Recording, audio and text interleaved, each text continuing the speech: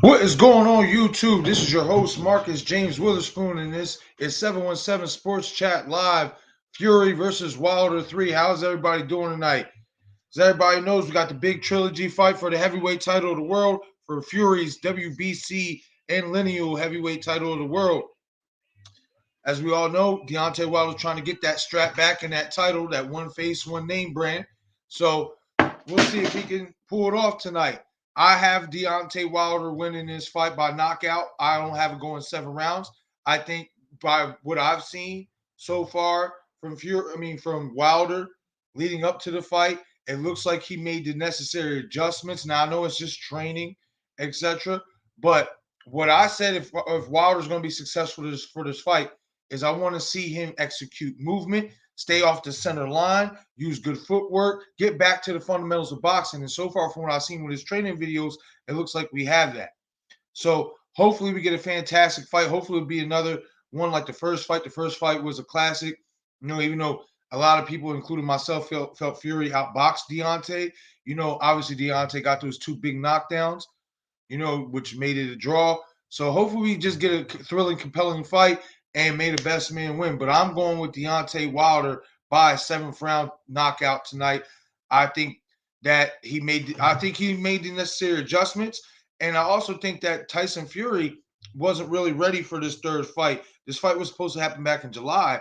And as we all know, Fury pulled out due to COVID. But given some of the events that took place after that diagnosis, it didn't really seem like, that was really a true statement that he had COVID.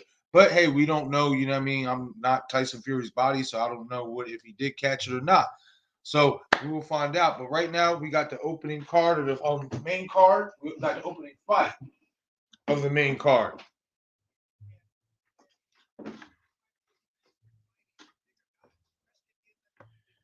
And it's worth to note that all these fights tonight are in the heavyweight division.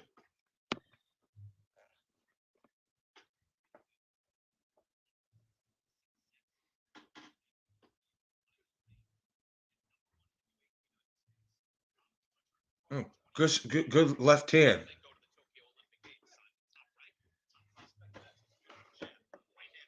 Nice. I like how Anderson steps in with that right hand. It means business when he steps in. The first fight we have is between Vladimir Chevchekian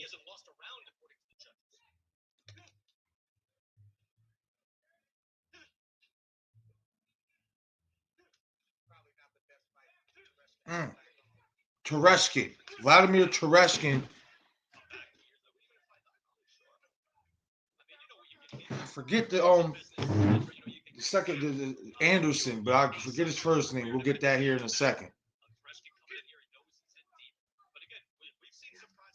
Good overhand right, chopping overhand right, but it almost landed.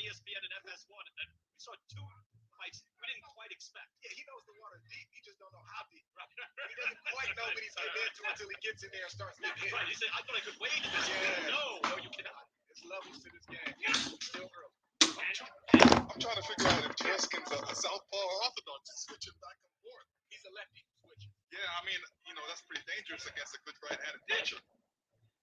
Yeah, he goes back. You're right, orthodox right there. Lennox after going southpaw most of the way. You see the punches landed. Wide discrepancy already, 20-7.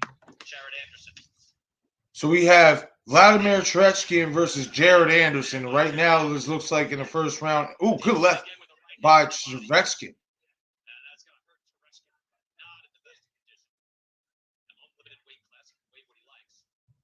Good defense by Anderson.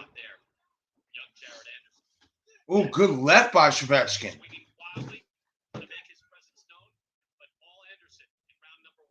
Yeah, I have to agree. I have to give that first round to Jared Anderson. But hit that comment section. Let me know what you guys think tonight. Who do you guys have winning in the main event between Tyson Fury and Deontay Wilder? Do you have Fury retaining his titles and putting an end to this trilogy in emphatic fashion? Or do you think Deontay can bring his way back up and get a victory himself, potentially setting up a 4th fight? If Deontay wins tonight, you kind of almost have to set up the 4th fight because the first fight was a draw. Fury obviously won a second, but then if Deontay wins this fight, we kind of have to go again, wouldn't we? But hit that comment section. I want to know what you guys think, as well as don't forget to hit that like button and subscribe to the channel. The support is appreciated, as well as hit that notification icon so you get all my latest updates.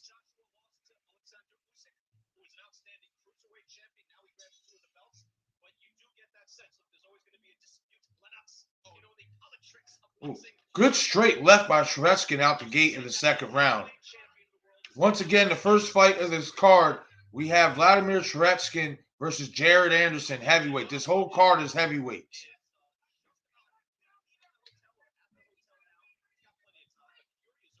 I will say this about Jared Anderson. What I see so far in him is pretty solid defense. Looks like he's a defensive type heavyweight. Ooh. Puts his punches together quite well, but kind of lacks, really solid hand speed. But with that being said, ooh, good left hook right hand. He places his punches really, really well. I will give Anderson that. And he's not too bad defensively. That Philly shell he's utilizing pretty well and pretty decent head movement. Still a little bit raw, though, you can tell. Ooh, Shevetskin trying to use the size and get him up against the ropes, but good way to just hug and get out of that by Anderson.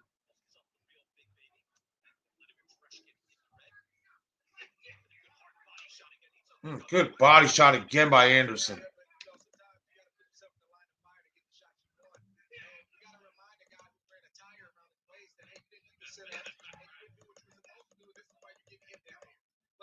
Anderson has been boxing real well this first round and a half.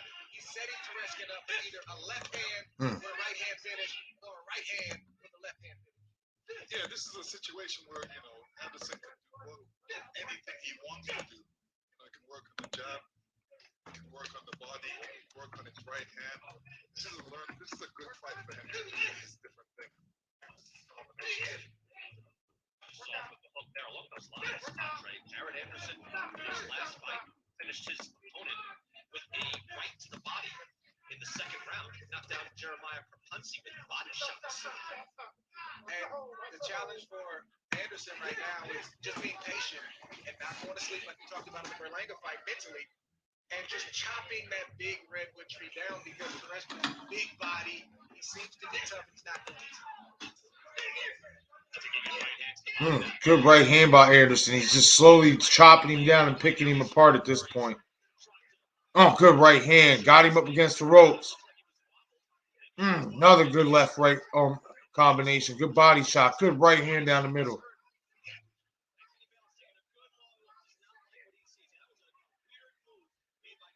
Good left hook right hand. And now Kenny Bayless waves off the fight. Jared Anderson knocks out Vladimir Tereshkin in the second round. He was taking a lot of clean shots on that exchange. Good performance by Anderson. Like I noted, not your typical world-class hand speed, but decent hand speed. Really good punch placement. I will give him that, especially for a heavyweight. Picks his shots really well. And he does seem like he's more of a defensive-minded heavyweight. Good off the shoulder roll, good off the Philly shell. I was impressed. Not too bad. And he's only 21 years old. So still has a lot of work to do, but he looked good. He looked real good. He looked really good. I'm not going to lie. I really like his punch placement. Patience. He has a lot of good patience. And that's, in so many ways in the heavyweight division, that's really hard to obtain because you can always get caught with that one big bob. But he has really good Jared Anderson has really good punch placement, good defense. I'd watch him fight again. He's pretty solid. But that was a good stoppage by Kenny Bayless. Tereshkin was taking too much punishment.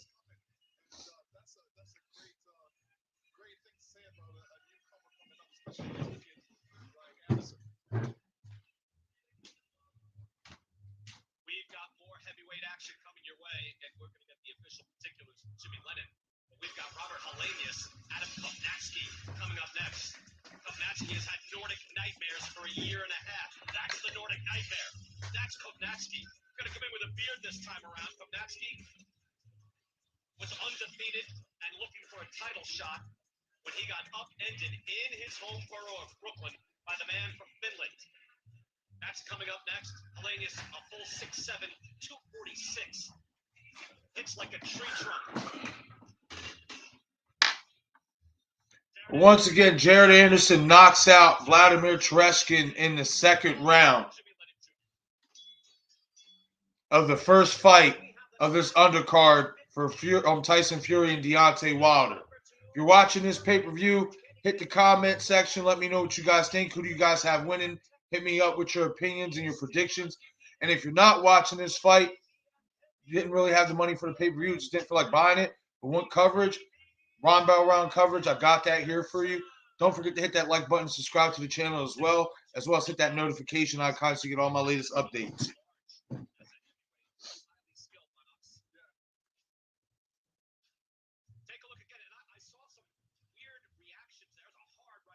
Yeah, that right hand. I mean, just everything Anderson threw, especially in that last sequence he landed. It was just start picking him apart clean.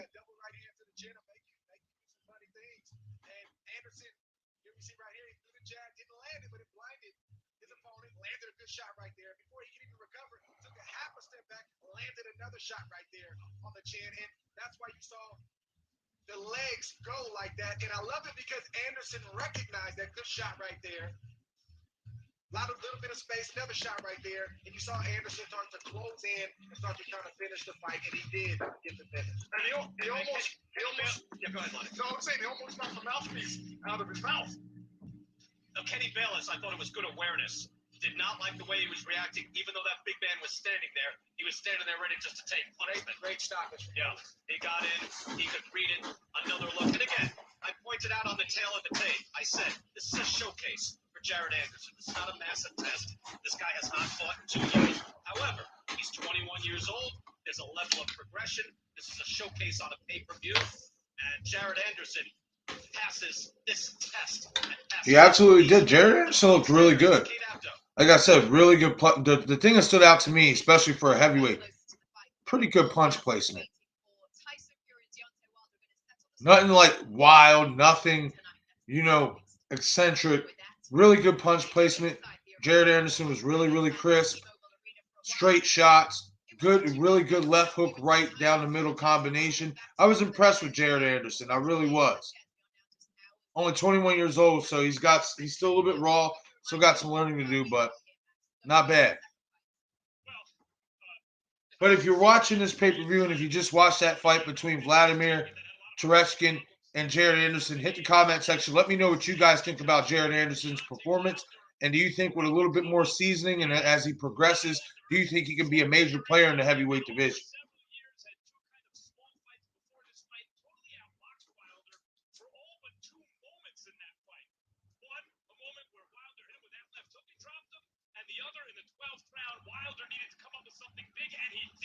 Very few heavyweights would get up from that shot, but Tyson Fury did get up, and when he got up, everyone assumed he won the decision. It was ruled a draw. I can't wait for this main event. Hopefully we get more fast knockouts on the undercard so we can get to the main event as soon as possible. But hit that comment section. Let me know what you guys think. Who do you guys have winning this fight tonight in the trilogy between Tyson Fury and Deontay Wilder?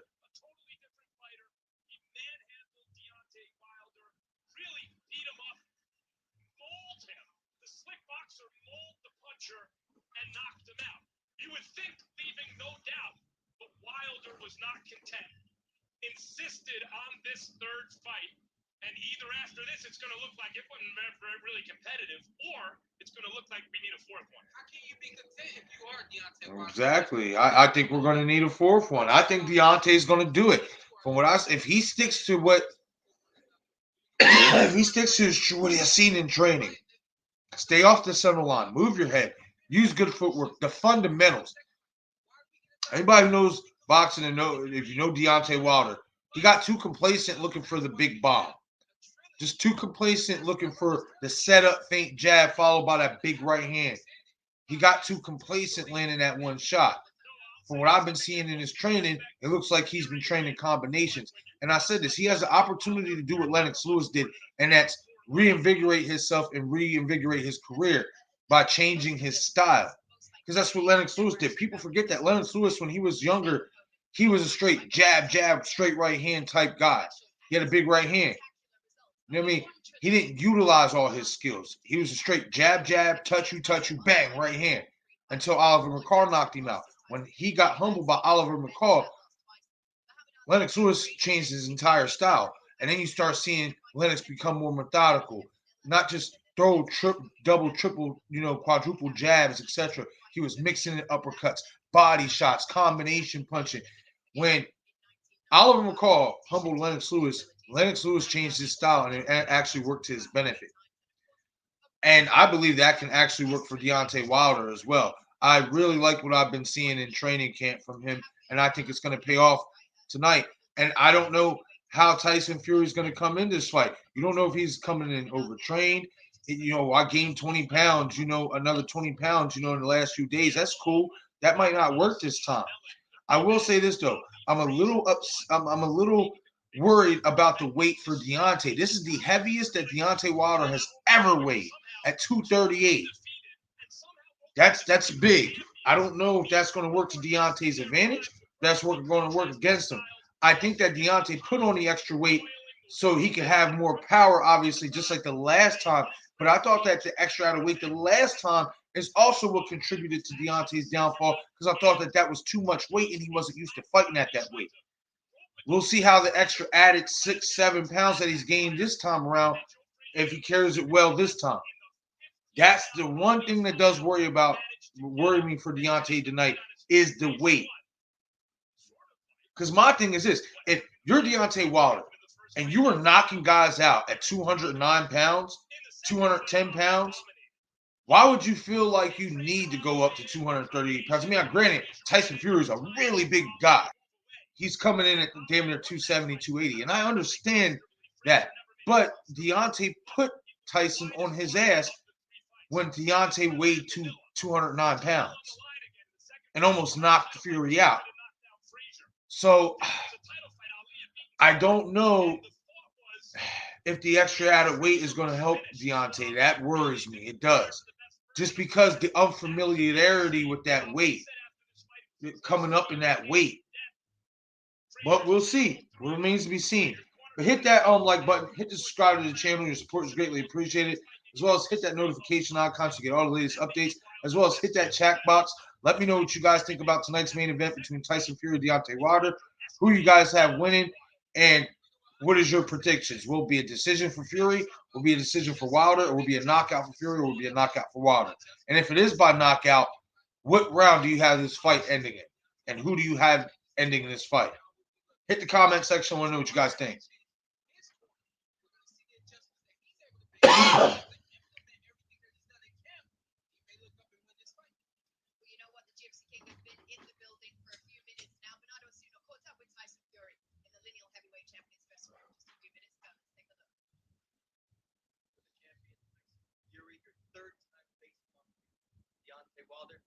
All right, so now they're in the back having an interview with Fury. A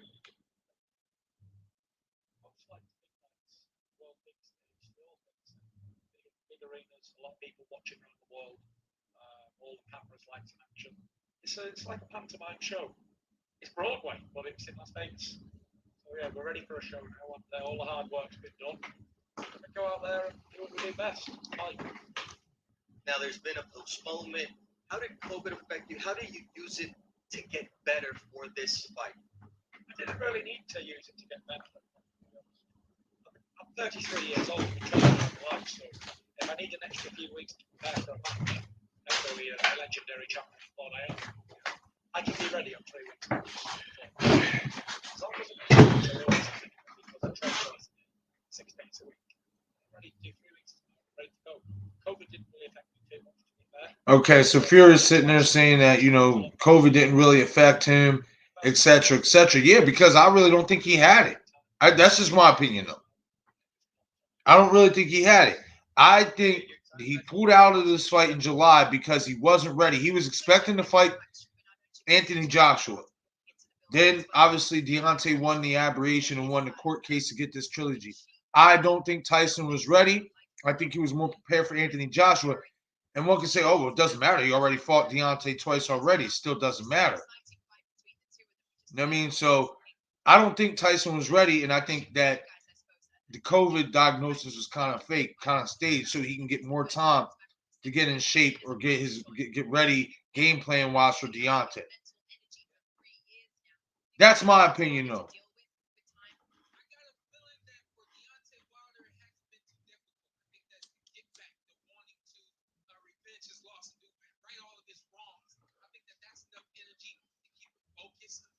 Side, you got Tyson Fury, probably more so wanting to get this over with, feeling like, hey, I got this kid's number. I'm going to go in there and do what I did last time. So I think maybe it's a little harder for Tyson Fury to stay focused. Nevertheless, these guys, again, dance partners, they know that there's no better. I'm so ready for this fight.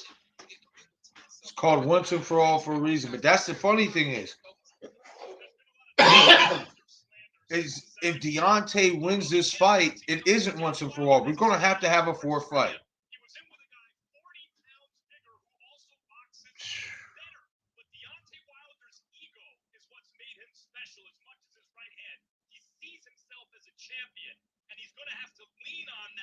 Come on, Deontay. I got Deontay pulling this shit off.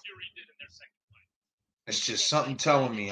That training, and I know it's training videos, you guys, and stuff like that, but just seeing him do what I wanted him to do in terms of throwing combinations, stop just waiting for the one big bomb. You know what I mean? I've seen that in his training, and it looks good. Like he looks fluid. He looks like a boxer, not just a slugger. Hopefully that can translate to the fight.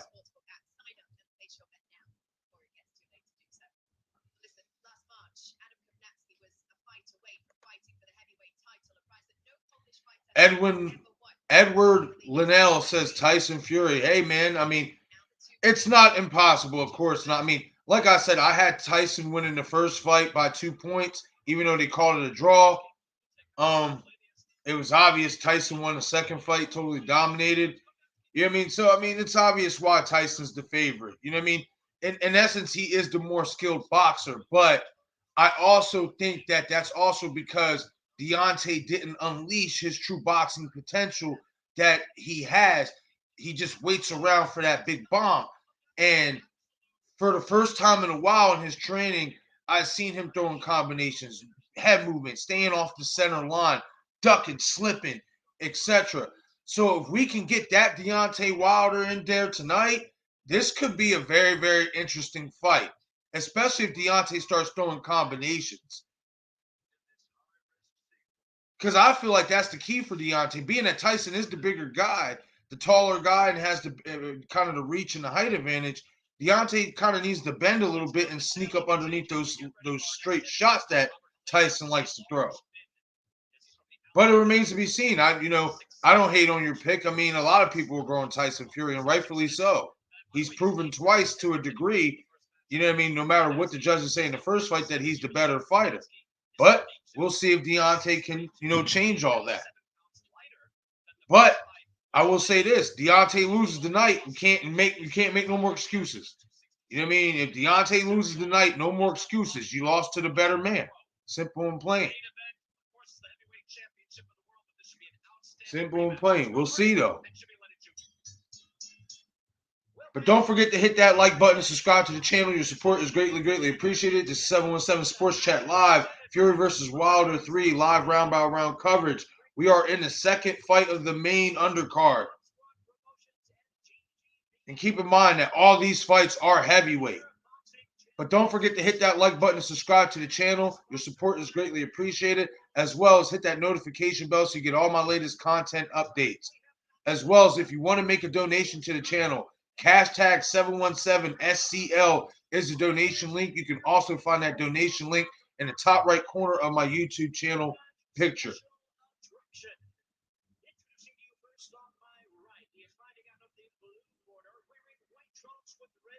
Okay, we got Kawanaki on the card tonight.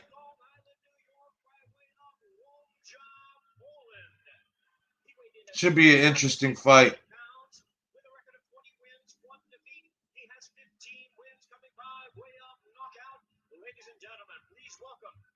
exciting world reign contender, introducing Adam Babyface Komatsky. And his opponent across the ring, he is fighting out of the red corner in this 12-round attraction, wearing white trunks with black trim, hailing from Mariehamn, Holland Islands in Finland. Weighed in at 246 pounds, his record stands at 30 wins, 3 losses with 19 wins coming by way of knockout. All right, in the second fight of the card, we got Adam Konatsky versus Robert Helenius. Keep in mind that this is a rematch from last year. Helenius shocked Konatsky in Konatsky's hometown of Poland. And keep in mind as well, Helenius at one point in time was a contender in his own right. Well, was a highly touted prospect coming up, and then unfortunately had some roadblocks along the way, etc. But no doubt about Helenius, he cracks. He hits hard. So he has a shot again to beat Konatsky. I think the key is for Konatsky is to be a little bit patient, throw combinations, but don't get too wild. Anybody who's ever watched Konatsky fight knows he's a volume puncher. I would like to see him kind of harness that volume, but just pick his spots. But hit the comment section. Let me know who you guys have winning in this second. Ooh, good right hand off the rip by Helenius. But let me know who you guys have winning in this rematch between Adam Konatsky and Robert Helenius. Ooh, good left hook. Ooh, straight right off the rip. Helenius with some combinations. Backing up Konatsky. Ooh.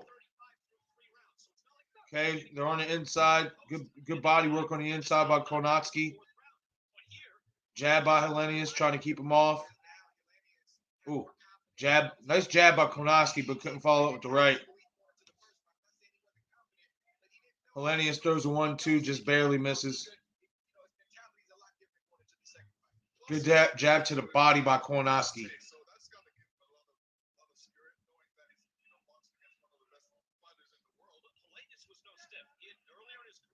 Helenius switches southpaw, then back to orthodox.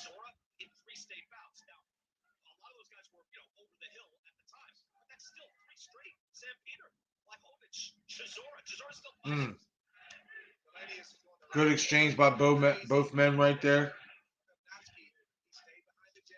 Ooh. Good way to keep the guard up, Konatsky. If that straight right was coming down the middle. I would like to see more head movement from Konatsky, but I am seeing some patience from him, which is I think is a good thing, especially for the long haul, especially how Helenius is starting off fast. Left hook right by Helenius, barely grazes.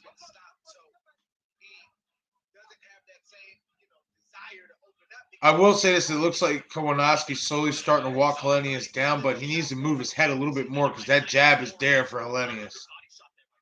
Good body shot by Konatsky there.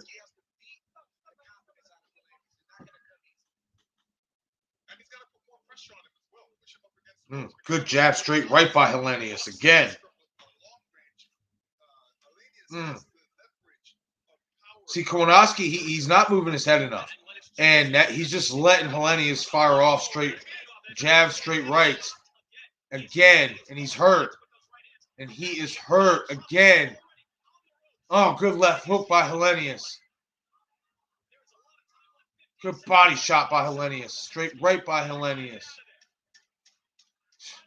He just cannot miss with that right hand right now.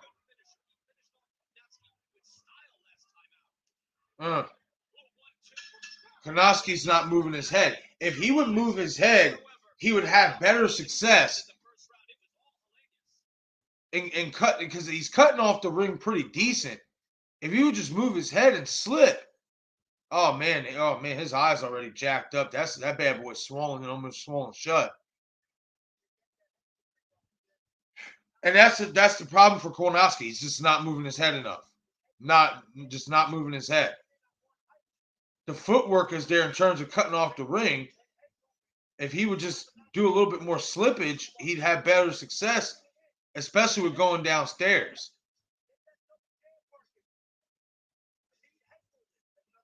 Thank you. Even his trainer's saying I need head movement. And he does. He's just letting Hellenius fire off 1-2s all night.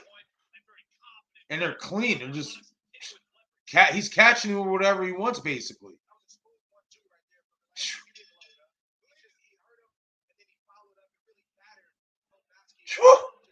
Oh, that jab straight right is there, man.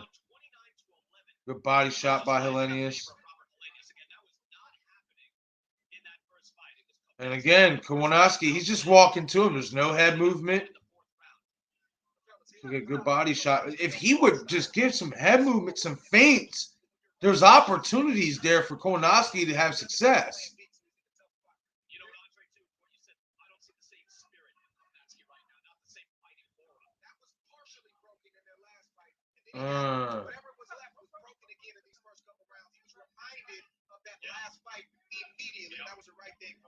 Let me tell you, both eyes are swollen up by Kornowski, and this is bad right now. So he's gonna make a move right now. He can't. Kornowski's trying to pressure, trying to throw combos to the body, but not much on it.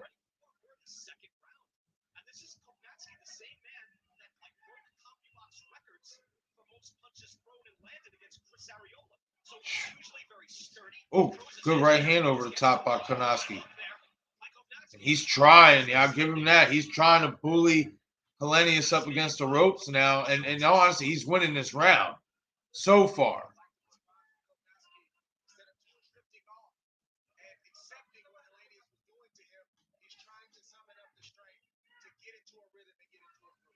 Yeah, if he would just slip and move his head and the foot, he's cutting off the ring good. He just needs to slip.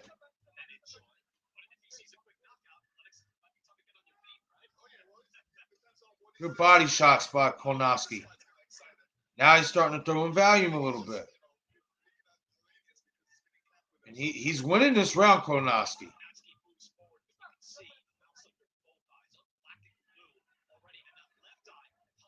But yeah, Kornowski is banged up.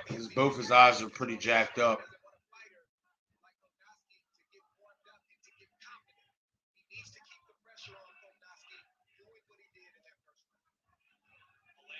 Oh, good 1-2 by Hellenius as Kornowski was coming in.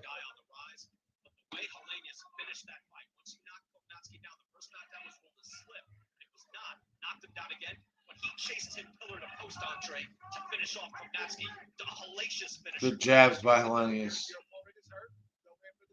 Oh, good straight right down the middle. See, and then now Kornowski's letting Hellenius kind of steal this round a little bit. I mean, I'm still edging it towards Kornowski just based on volume, etc. But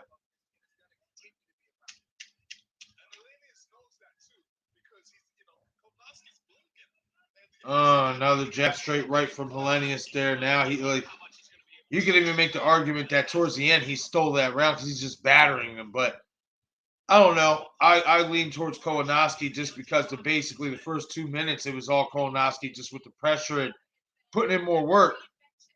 It's just he's having a hard time seeing out of both eyes because that first round he just got caught clean with almost everything, especially towards the end of that first round. That's why both his eyes just swell up the way they are.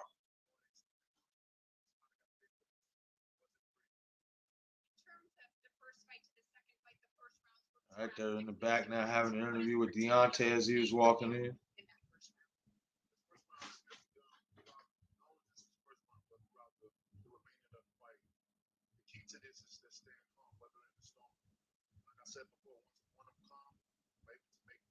Decision making. When I'm not calm, my mind is cloudy. So looking to keep a calmness about myself so my mind is not cloudy and make the best decision possible for anything that he brings to us. Good. The bronze bomber looking to go for gold. Guys, we'll see, Deontay. We'll see. Somebody's got to pay. Somebody's got to pay for that soup. Soup. Looking good. Coming in and seemed calm. All right. Ooh, good right hand over the top by Hellenius. Third round. Kopnatski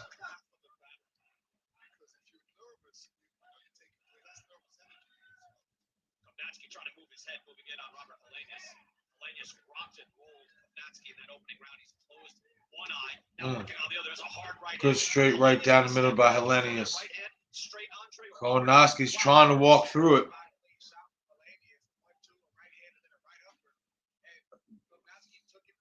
He's just not, you know what I mean? There's just nothing he can do. He's not moving his head enough. He's getting caught clean most of the time when he's coming in. At this point, Kownacki's going to need a big shot.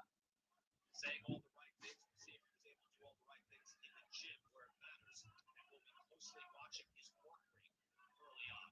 Throwing jabs. He's just walking right to Hellenius, like no head movement, just squaring up and just basically walking to him. And it's that jab from Hellenius, most chances of not, is just banging him, banging him, banging him. Well, good straight right there, too, off the jab. I will say this, though. I feel like Hellenius could have got him out of there already if he would have kept up the pressure. Maybe throwing all those shots kind of made Hellenius a little bit tired himself. Body shots there by Kownacki, but not really too much on him, but they scored.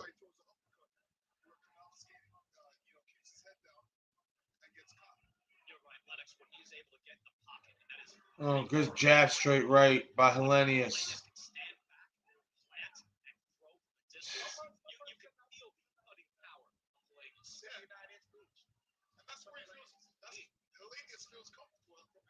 Hellenius now switched southpaw. Now back to orthodox.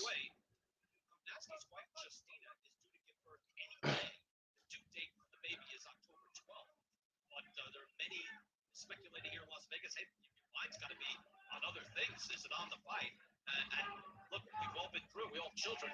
It is something that is on your mind. Right, No but question. that's what makes fighters so special is their resilience. They compartmentalize some of the most craziest things in their personal life and even beautiful things. Well, at this point, Hellenius is just complacent with just work. Oh, good uppercut there.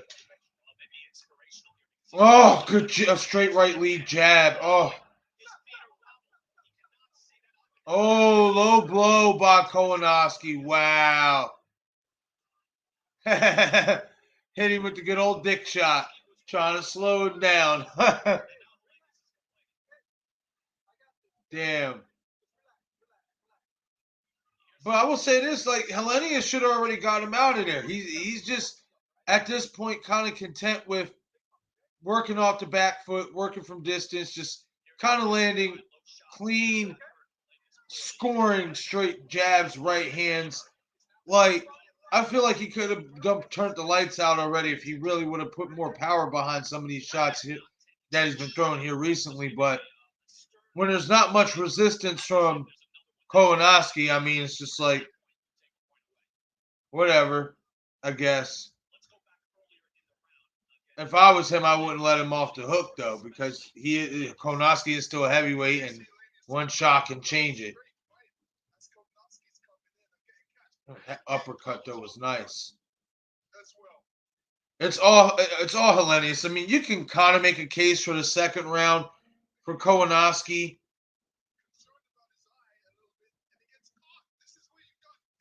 You can make a case for the second round for Kownacki just on value, but it's really been all Robert Hellenius through 3 rounds.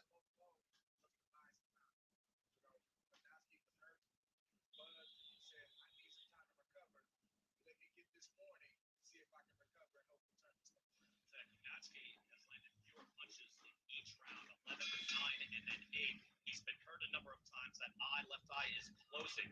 Landed that low shot, 2 low shots. Good jab. On Hellenius. And Hellenius just like hits you like a telephone pole from a distance. It's just hard. It's not the velocity on it. It's just all that weight and distance. Yes, Kownacki coming in did land a nice little short right on the inside over the top.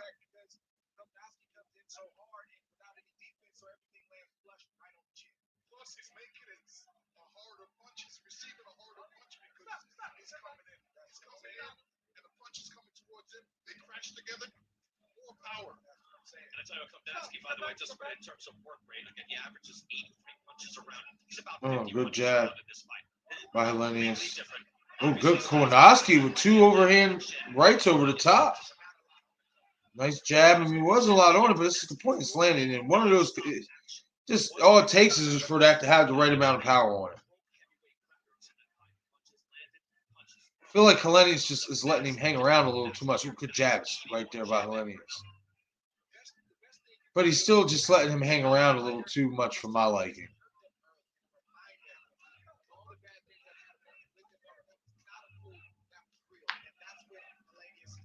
Oh, good uppercut off the jab there by Hellenius.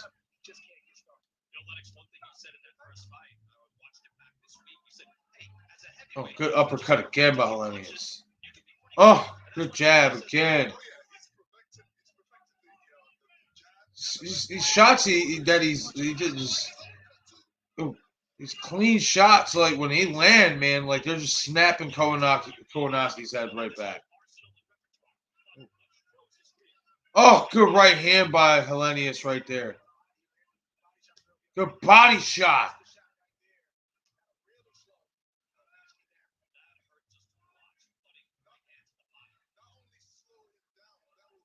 Yeah, that body shot hurt Kownacki. Hellenius needs to go back to that shot. That right hand to the body. Set it right back up off the jab.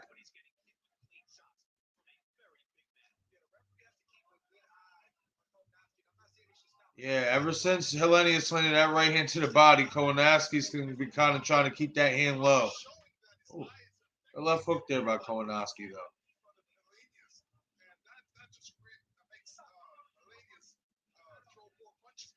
Give it to Kownacki, though. He's got heart. He just keeps coming. Oh, good uppercut again. Adam Kopnatski, Robert Hellenius. We've got another heavyweight bout coming up next.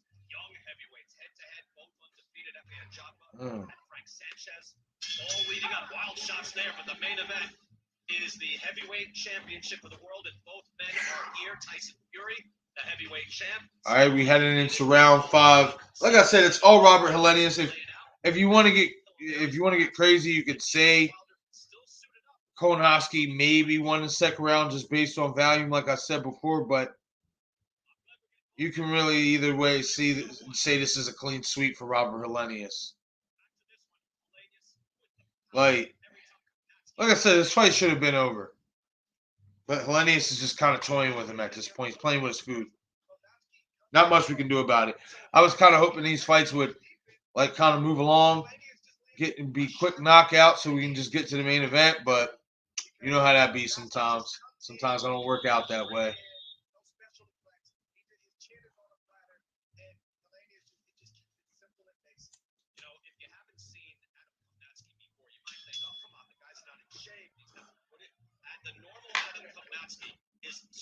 All right, round 5. If you see somebody making it finding it difficult to see out of your eye, what would you do? I'm gonna go overtime. I'm gonna try to target that eye as much as I can with the jab and the right hand ASAP. Round 5, Brian Kenny here ringside with Lennox Lewis, former heavyweight champion of the world.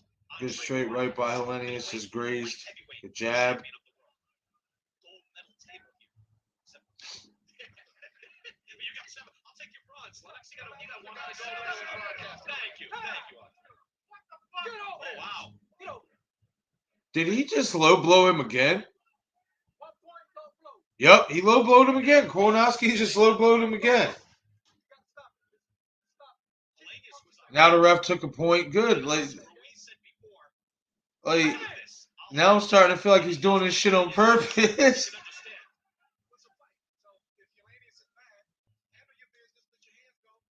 Oh yeah, he definitely did that on purpose. Just because he's getting his ass kicked. If I'm Hellenius, is going there and end this shit now. You should have been ended it anyway. There you go. There you go, Hellenius. Straight right hand down the middle.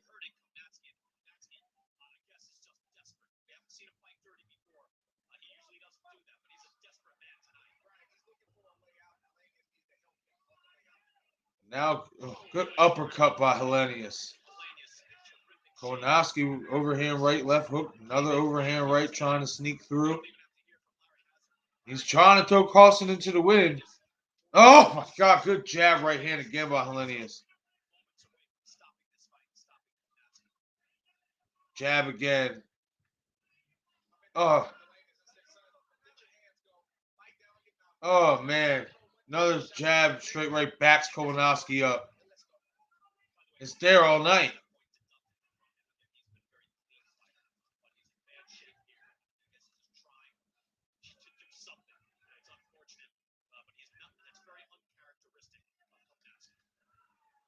Oh, good jab. Just can't. Kownacki just can't do anything. Oh, God, a straight right is just there all night. They gotta stop this fight. It's over. Stop the fight.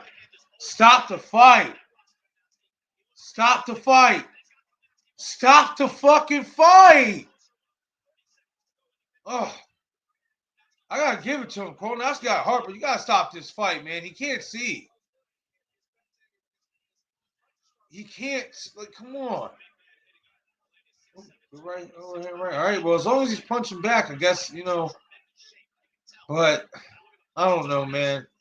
Me personally, I don't like seeing that shit. A motherfucker that can't really defend himself. Oh, he's gonna get saved by the bell. Kownacki, I gotta give it to Adam Kownacki. He's got a lot of heart, but if I'm his corner, just stop the fight. There's nothing he can do. He's getting picked off. Been getting picked off since the start of the first round. Both his eyes are basically all but closed. Probably got a broken nose by now. Like,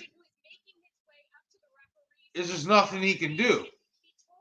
His lack of head movement and his lack of overall defense, just leaves him to be susceptible for a tall guy with range like Helenius, who's been able to pop shot him all night long. It's been jab, straight right lead, jab, left uppercut leads, etc.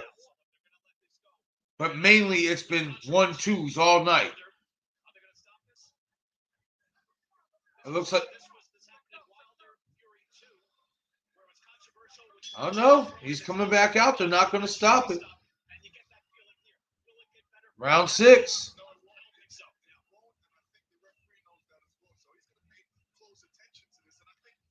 All right, Helenius coming out, coming forward with that jab.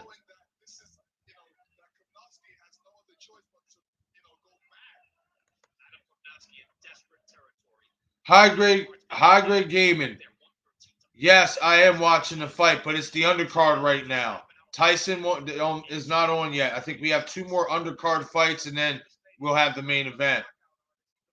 Now, I will say, unfortunately, I will not be able to showcase the fight because, as you know, that'd be copyright and we'll get taken down. But if you happen to not be watching the fight, if you didn't buy the pay-per-view, I give you live round-by-round coverage. So if you want to stick around for that, feel free.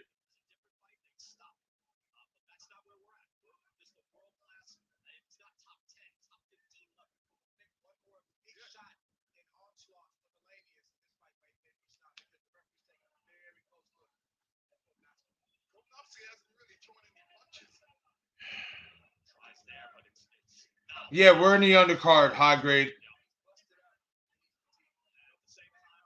Yeah, because it's 4 heavyweight fights. I mean, or we might have. I'm about to say, I think it's 5 total fights, and then 4 heavyweight undercard fights, and then we get the main event.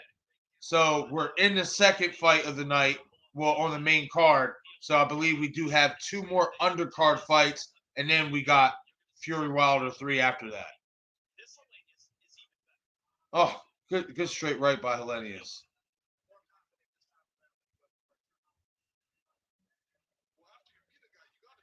But right now we are in the second fight of the main card, between Adam Kownacki and Robert Helenius. This is a rematch from last year, which Helenius stopped and knocked out on Kownacki. And in all honesty, in any moment here, this fight could be stopped now. It's just been all Helenius most of the fight. Crisp 1-2s all night, uppercuts. Just Kownacki lack of defense and head movement just leaves him susceptible to be pop shotted from range. At any moment, we're in the 6th round. At any moment, this fight could be stopped.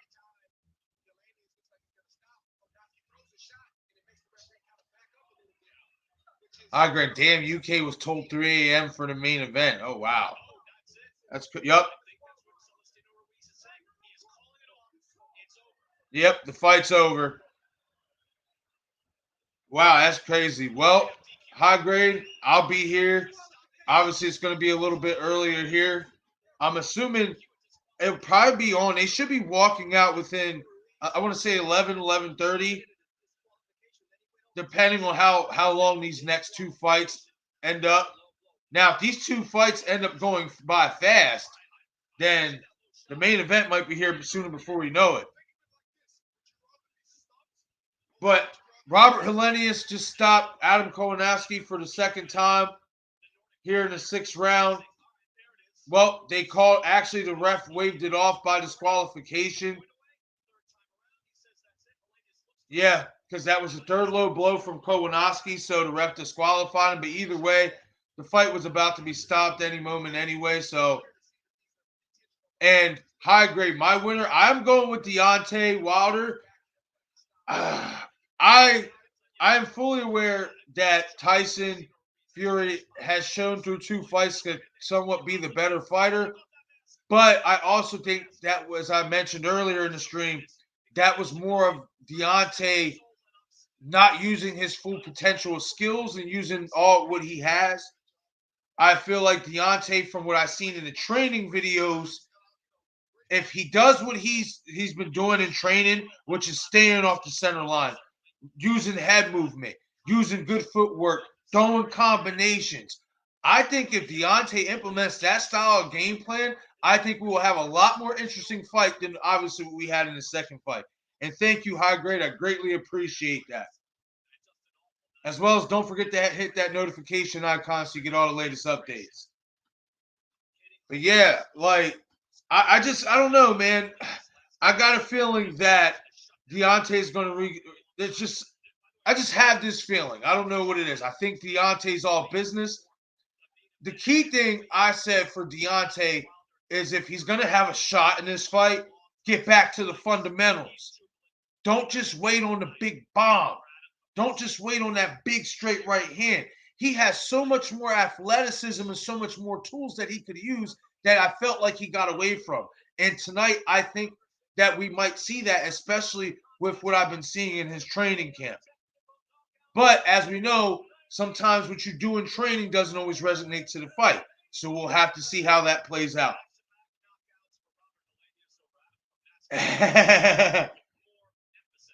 No doubt. And like I said, there's no doubt Tyson Fury. I had Tyson Fury in the first fight winning by 2 points. Obviously, they called it a draw because the 2 knockdowns for Wilder obviously pulled that fight within that draw. And obviously, the last fight, Tyson Fury walked him down and dominated him. But like I said, I also think the reason why is because Deontay, in both fights, waited too much for the big bomb to happen. And then when you did see Deontay have success is when he threw in combination. When he threw the right hand followed up by the left hook, or the left hook followed by the right hand. So that's what I want to see from Deontay tonight. And I've seen it in his training. If he can stay off the center line, use good footwork, use his athleticism, that will give him a chance tonight against Tyson. He cannot allow Tyson to just walk to him and maul him the way he did the last time. If he lets Tyson just bully him, it's going to be just like the last time. But I'm hoping it's not. But we'll see. That is true. You have a very good point, Ed. Like Mike Tyson said, your game plan changes when you get punched in the face. And that honestly is what happened to Deontay. He got humbled. He got humbled. And that's another reason why I'm kind of thinking this is why it's going to be different tonight. He won't admit that. Deontay won't admit that he got humbled, but he got humbled. He did. He definitely got humbled in that 2nd fight.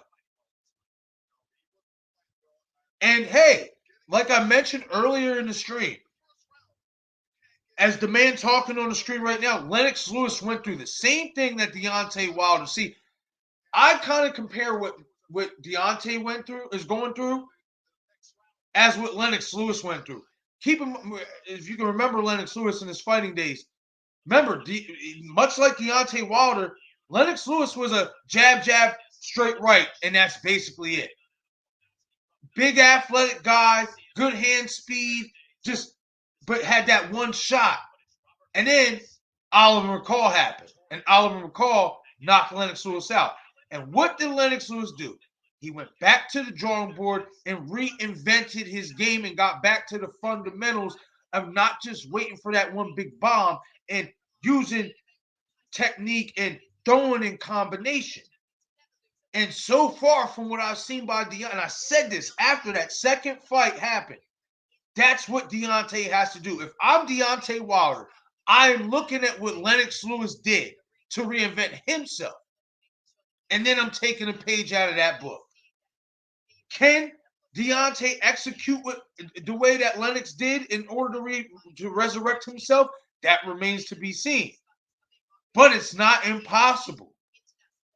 But it's gonna be hard. It's gonna be real hard because Tyson is a bad motherfucker. He is. I've never seen a guy that damn big be that damn elusive and just that slick.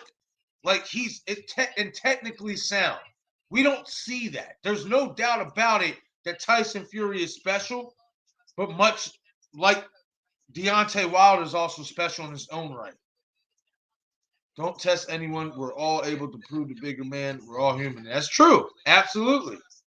Absolutely. There's no doubt about that. I just, man, I'm ready for this fight, man. I can't wait to see how this is going to be. But like I said, if Tyson goes in there, no matter how the outcome is, if Deontay loses, he's just got to accept it for what it is. No more excuses, no more nothing. And I don't know if you guys heard this earlier. There was a big faux pas about the gloves that Tyson was wearing. Tyson's glove had horsehair in it. And as we know, horsehair horsehair gloves doesn't have a lot of padding in it.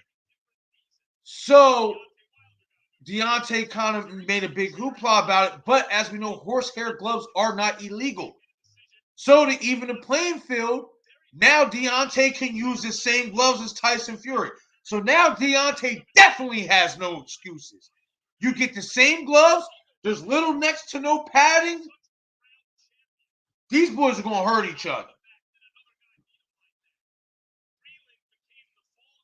It's going to be, yes, high grade, you're right. It's going to be ugly. It's going to be real ugly. Yes. And you're right. It's legal. And I think that the commission saying, okay, Deontay, well, you want to complain about the horsehair gloves, and rightfully so, there's not a lot of padding in it. Well, we're not going to leave you at an unfair advantage here, so there's no more excuses. You get to wear the same gloves. Now we definitely can't make no more excuses, Deontay. You get the same gloves as him. Little next to no padding. This fight's gonna be fireworks. This fight is gonna be fireworks. Somebody gonna get hurt. Yep. Basically bare knuckle. That's what horsehair gloves basically is.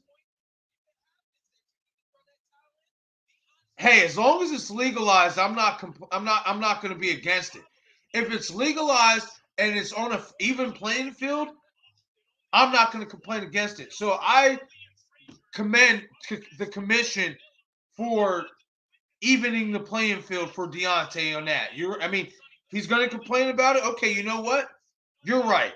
That's not fair that you have more padded gloves and his gloves are a little bit less padded. So you know what? You get the same style gloves in your size. Now the even playing field. I like it. No more excuses. Deontay loses, he loses. But man, imagine if Deontay wins. Now we got to do a fourth fight.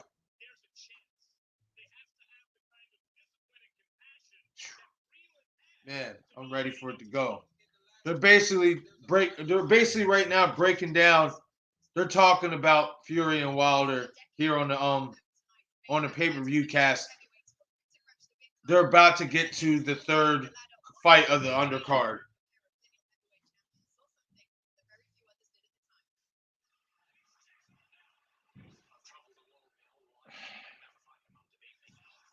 We'll see. A gypsy will always win. Take a look at their lifestyle, bro. UK gypsies don't mess. We'll see, man, but everybody's human. You know what I mean? And at the end of the day, even though Tyson's as slick as a gypsy, he's still human.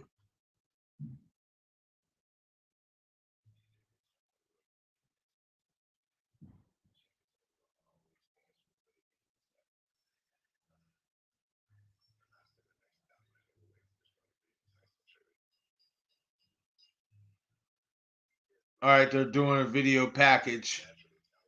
But once again, this is 717 Sports Chat Live. Fury versus Wilder 3, live round by round coverage. I'm your host, Marcus James Witherspoon. Hit that like button and subscribe to the channel. Your support is greatly appreciated, as well as hit that notification icon so you get all the latest content updates.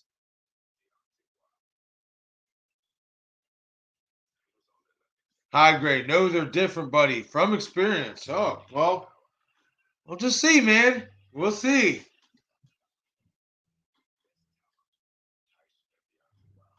Thank you. Appreciate that, high grade.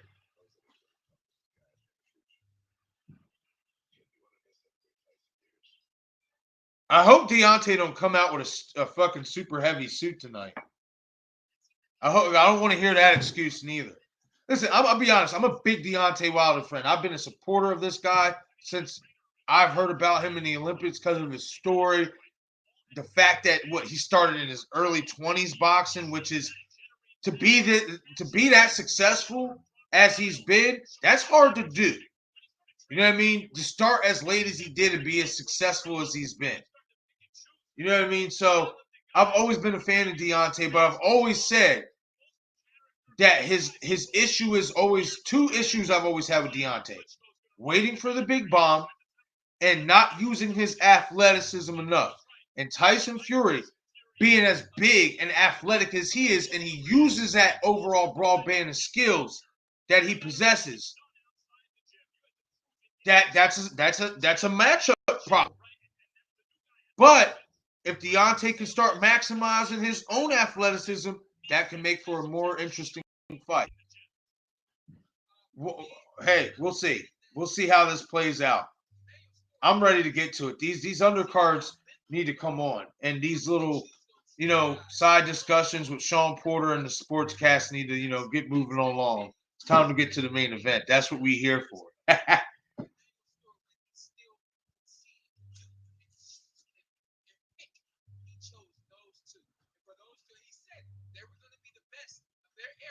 I will say this: it's really refreshing to see Max Kellerman on the cast. Though I've always been a fan of Max Kellerman since his HBO days, and it kind of gives me that HBO boxing feel. I miss HBO boxing. I'll be honest, I never thought I'd say this. I miss Jim Lampley commentating. It's weird. Heavy hitter loads the stem. He's a quitter. Then uses court like a Dawson. Be honest.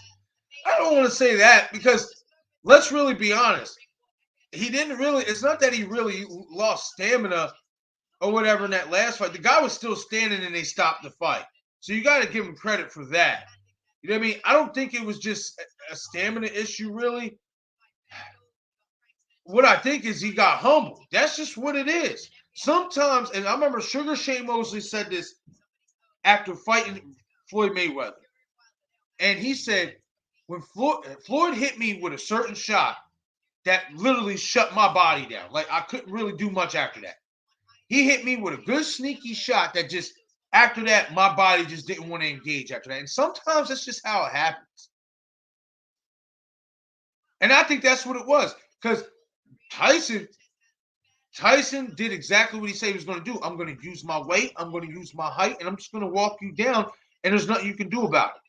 And that's what he did. And Tyson's a big dude. When have you ever seen Deontay Wilder, somebody hang all that weight on Deontay like that? That's Tyson, man. He's always done that.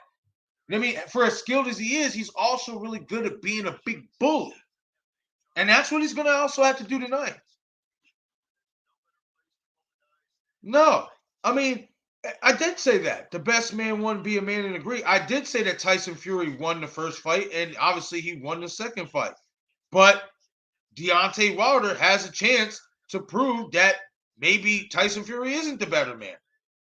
Now, you can't sit there and say, be a man and agree when I've already said that Tyson Fury won the first fight, in my opinion, by 2 points. You know what I mean? So, but that doesn't mean I'm not going to root for my guy. Just because Tyson Fury obviously showed he's the better fighter, I'm still going to root for my guy, just like you're going to root for your guy. How fucked up would it be if my guy proved that he proved to be the better guy tonight and set up a 4th fight? All right. Finally, we got the 3rd fight of the main card. F.A. Ajagba and Frank Sanchez. And you're a good guy too, high grade as well. Appreciate that. Appreciate the sentiments, honestly. Appreciate the support. All right, let's get it popping. We got F.A. Ajagba versus Frank Sanchez in the 3rd fight of the main card.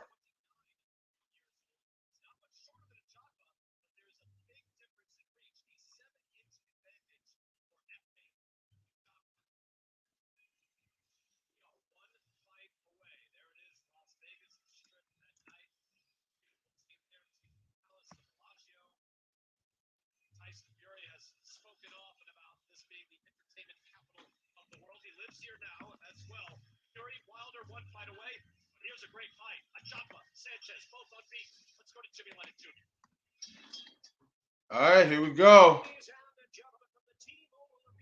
I will say this. They did a good job of putting some good heavyweight showcases on tonight. And yeah, I'm excited too, man. I can't wait neither, honestly. Honestly, I can't wait. I've been waiting for this fight since they announced it. I knew when Fury was going to fight Joshua, I said in my mind and said, there's no way he's going to get past that rematch clause, that, aberration. They're going to make him and Wilder fight a 3rd time. And rightfully so. Let him get his 3rd fight. And if Tyson fucking beats him again, then no more excuses. Tyson can go fight the winner of the rematch between Usyk and Joshua. I would be lying to you, though, if I wouldn't say, if Fury does win this fight, I would like to see him fight Usyk, just because of the technical brilliance that those two possess. That would be a really interesting fight. When is the big baby fight? I believe that is maybe the co-main event.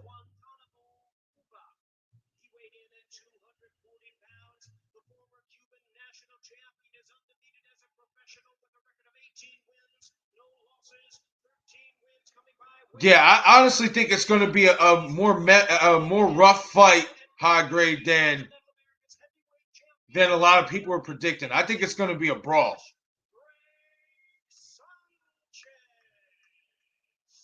Yeah, and I think the big baby fight is a co-main event, if I'm not mistaken.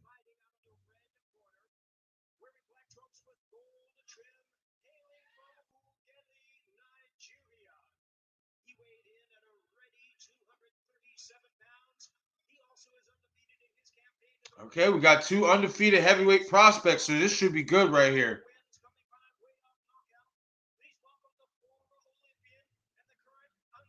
Okay, he's a former Olympian, Ajagba.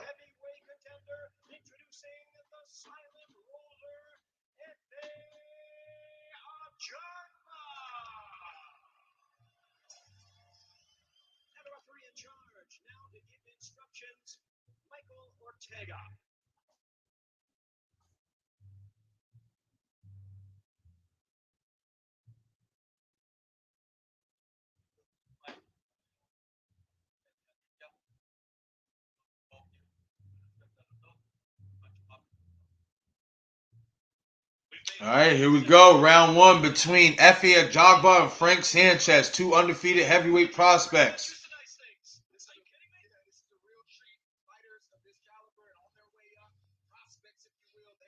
typically risk the facing one another. That is a good thing that both these prospects are fighting each other. You like Andre Ward just noted on the cast.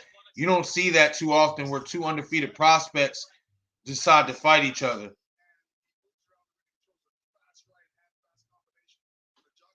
No doubt, Ed. No doubt about that. Hey, man, may the best fighter win. I'm just excited these guys are getting back at it again to settle this difference and to see who is better. Like I said, if Wilder loses, no doubt about it. No more excuses. You can't make no more excuses. You've gotten everything you asked for. You got the gloves to even the playing field. You got your rematch clause accepted. No more excuses. He's got to go out there and perform. We know Tyson's going to go out there and perform. It's Deontay, if he's going to win, you know what I mean? He's got to go out there and perform. He's got to put everything that he put in the training camp into the ring tonight. All right, so we got the first round between Sanchez and Ajagba. So far, filling out process, not much going on.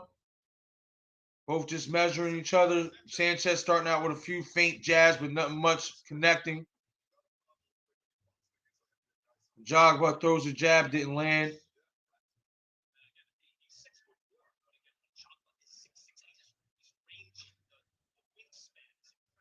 I will say this, I like Ajagba's stance.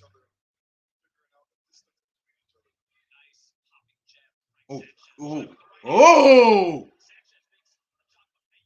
Good left hook by Sanchez right there. Ajagba came in with a grazing right, but Sanchez countered that over the top with a left hook.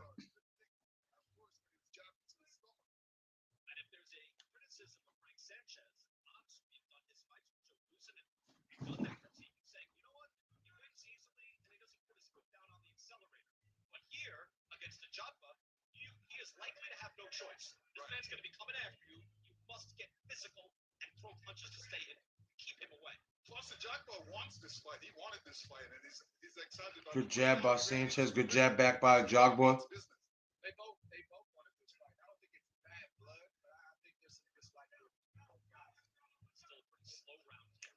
Good body shot by Ajagba, but good. Ooh, good left hook and then a right by Sanchez. They both throwing with some heavy intention, I will say that. Ajagba's doing a good job of kind of cutting off the ring.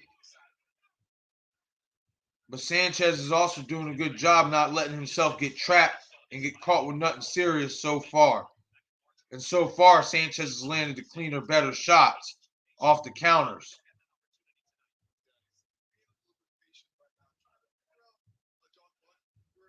I think Ajagba is more or less trying to find his range with Sanchez right now.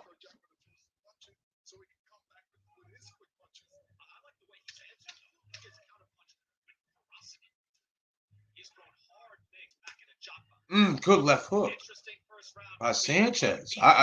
I'm giving this first round to Sanchez. We're at the end of the first round between Frank Sanchez and F.A. Ajagba, and I gave that first round to Frank Sanchez.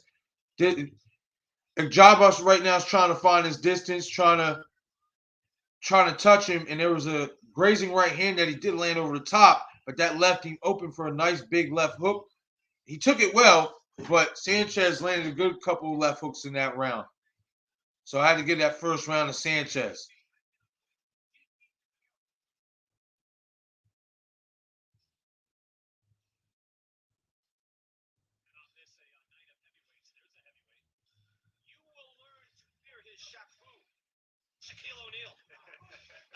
Oh, they got Shaq in the house. You know he gonna be at this fucking fight. Let me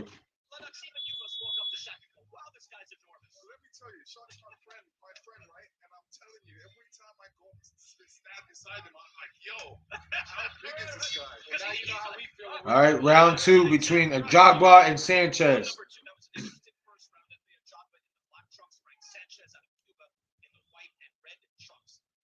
Definitely a feeling out round, but Ajagba, when he tried to throw his hands, he was answered pretty Oh, good over, goes straight right over the top by Ajagba. Not a lot of punches though. Punches connected. This is 3-3 after one round. You get the feeling this is going to eat up.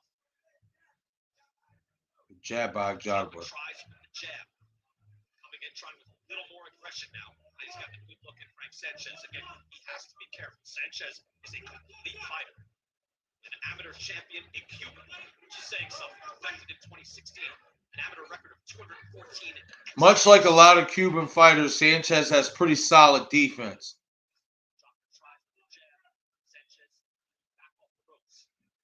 He's definitely doing a good job of keeping Ajagba guessing and keeping him at a distance to where Ajagba's not set and not trying to engage too much. Kind of keeping his Ajagba's offense at bay. Oh, good double jab by Sanchez.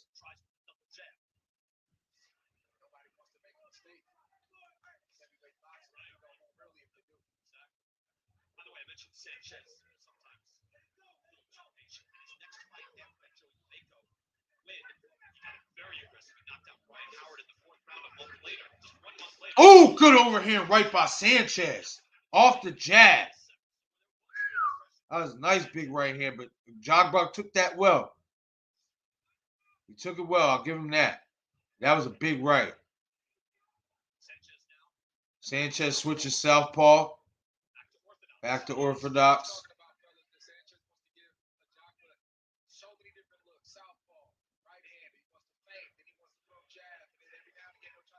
Oh, good, nice right to the body by Ajagba that snuck in there.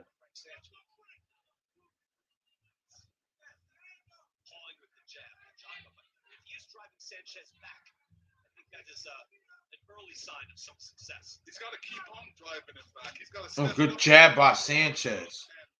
Sanchez against the ring, against the ropes, right? Final 30 seconds of round number 2. I think starting to pick up. Feel like there could be some fantastic action here, but it has not happened as of yet. Both men being very careful.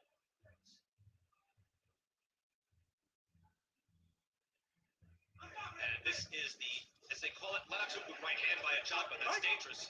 This is the semi-final. Against the final is next. Finals the heavyweight championship of the world. Both fighters have to establish their jab. I mean, a lot better than they're doing that. End of the second round between Ajagba and Sanchez. That round I gave that round to Sanchez again. I just felt like Ajagba still trying to find his range, and Sanchez landed the big shot. Even though Ajagba took it well, Sanchez landed a clean big shot that was the most meaningful shot of that whole round. So I gave that round to Sanchez. I got Sanchez winning this fight 2 rounds to nothing. I can't tell what they're singing. 1 second. But he's loose. Brian Kenny here, Lennox Lewis, Andre Ward. Big excitement for the heavyweight championship of the world. Lennox, your thoughts? How's that, Ed? Can you hear that? I'm excited about it. You know, it's stirring up right now. You can tell Tyson Fury is feeling good. He's in a good place. He's playing some good music in his dressing room. That's a good sign. I love this moment because it's all mental from here. The work is done, the physical work is done, the promotion is done, and literally all the talking is over with. And you can lose a fight from now until the time you get into the ring. So it's important for both guys to maintain their composure and remember. Let me know if you hear that well, Ed. That's coming up next. Heavyweight championship of the world, Tyson Fury. He is the champion, goes in. Deontay Wilder is the challenger this time around. Here now the semifinal again, co-feature. Oh, good overhand right by Ajagba. Sanchez in the white trunks, round 3. It's been slow, but a lot on the line. I like that double jab that Sanchez threw. It came across with a great overhand right hand. Sanchez wants a knockout in this fight, but he has enough experience as an amateur to know, and even as a pro, to know that it comes in stages when you're facing a big guy like Ajagba. I'm not saying he's going to get it, but that's what he's looking for. He wants to box, lull Ajagba to sleep, and then also come with a big right hand and hope that he hurts Ajagba. Yeah, Sanchez looking to explode, Andre. You're right. Oh, good. Oh, good jab to the body, overhand right by Sanchez. Because that's one of the downsides of Ajagba's style. Ooh. He's steady, he's strong. Good jab right by Ajagba right there, though. And there is an example of that experience as well, Andre, where Sanchez is able to get underneath that hook rather easily. Right hand from Ajagba. Good right here by Ajagba. Let's go to Bernardo Asuna. Bernardo, what do you have? Just what Andre was describing is exactly what Eddie Reynoso was asking the Cuban Flash to do. He said, I want you to change levels. Go with the jab downstairs. Use that jab to the top. But more importantly, No doubt. No doubt, Ed. Heidi, what do you have? Yeah, pretty similar. And you know, I spoke to Keiko Romaine, told me let his hands go more. They want to see the jab. Quit waiting. Don't get careless. Ooh! Woo! That was a nice exchange by both, but Sanchez got the better of that one. Damn. That was a hell of a right hand over the top.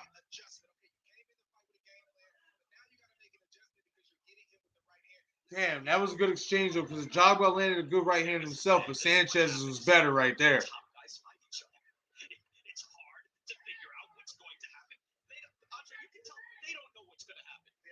Oh, good left hook by Sanchez. Good jab. Something's gonna happen. I just think Jogba's having to think more than he's ever had to in his professional boxing career, and that's due to the different looks. Ooh, good shit by Jogba. That was a nice right hand that snuck in there. What he needs to do is throw that jab. He needs to throw that jab overtime. It doesn't need to be a hard jab, but he needs to still throw it. Yeah, he's got a good jab the first 2 rounds. He's just not changing it up. So I think Sanchez is starting the time. Jogba tries with the hook to the body, trying to press the action now. Yeah, once again, just based on clean counter shots, I got to give this round to Sanchez again. Like Jogba he can't find his rhythm. He can't find his range. Like he snuck in a couple good shots in there, but the better punches came from Sanchez, no doubt about it. So right now, I got this fight 3 rounds to nothing in favor of Frank Sanchez. What do you think about Deontay coming in at 238? I'm not going to lie. As a Deontay fan, that does concern me because I feel like you knocked Tyson down twice being 209 pounds. And the last fight, you came in 231. And I honestly think that extra weight is also what helped contributed to his downfall. And then you come into this fight even 7 pounds more heavier than the second fight. So, like, I don't know if I like the fact that Deontay is coming in 238. I will say that. What do you guys think about Deontay coming in at 238?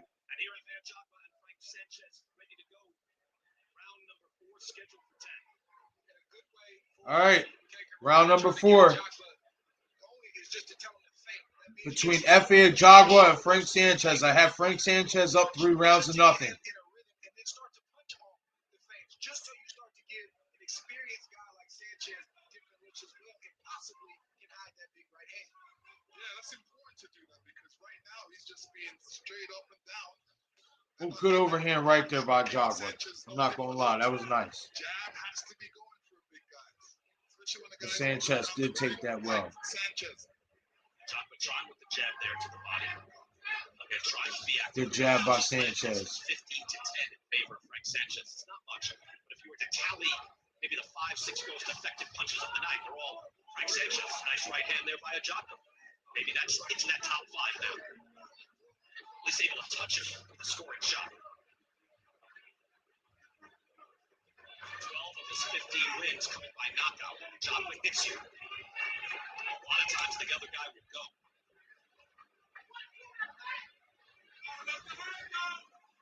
Yeah, Jogba has to let these hands go. He's got Frank Sanchez up against the ropes. Yeah, like this.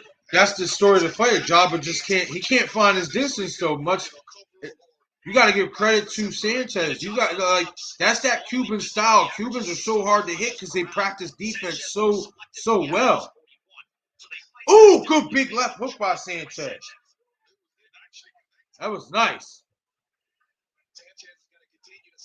It's like he halfway feinted with the jab and then turned it into a hook and it snuck right over the guard.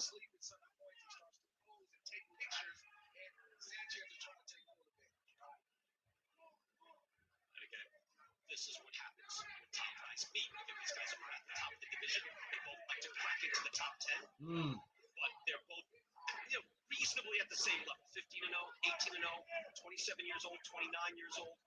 About to enter into that top 10, you would think.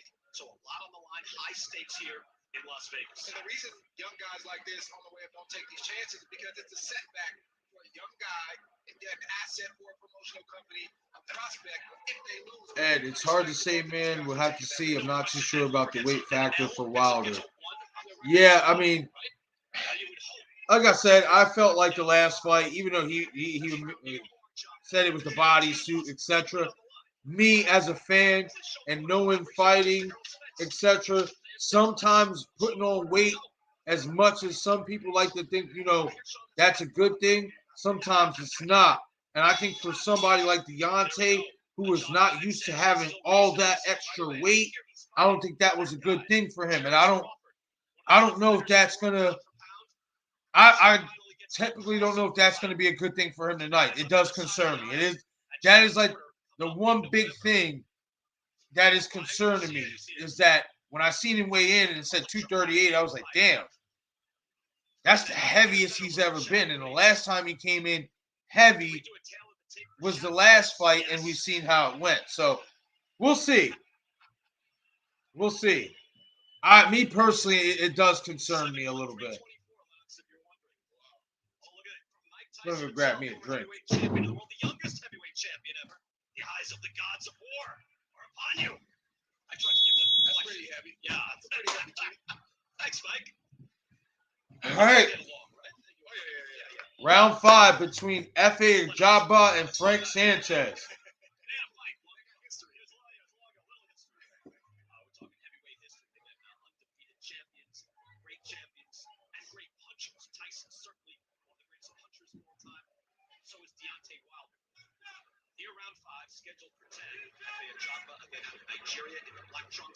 Right now has this fight 4 rounds to nothing in favor of Frank Sanchez. The exchanges are explosive, even when they don't fully land like that, because we realize that if that landed, Sanchez would have had some trouble. Just straight right to the body by Jabba. Trying to encourage him. Keep using your jab. Like I said, Jabba's just really having a hard time find Sanchez clean. Just keep putting him in there. Something will land. And Sanchez is just doing a good job at making the most of his counter opportunities and making it look good. Enough to steal these rounds and win these rounds. Oh, wow.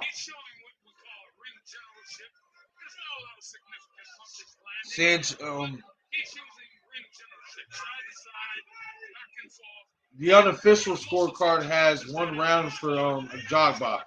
I disagree. I think this is all Sanchez.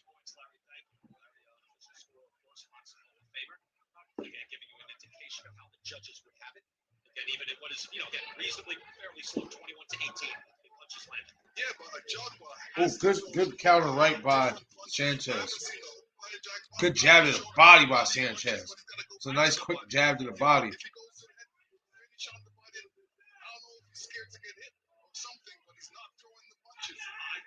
I think you've hit on it there, Lennox, because when he was throwing before, Sanchez answered with something nasty just 2 or 3 times. That will discourage you from letting your hands go. That may be some of it. Good jab by Sanchez. You hear the boo birds, though. Like, there's not much action. Ooh, there you go. Right on cue right there. Good exchange.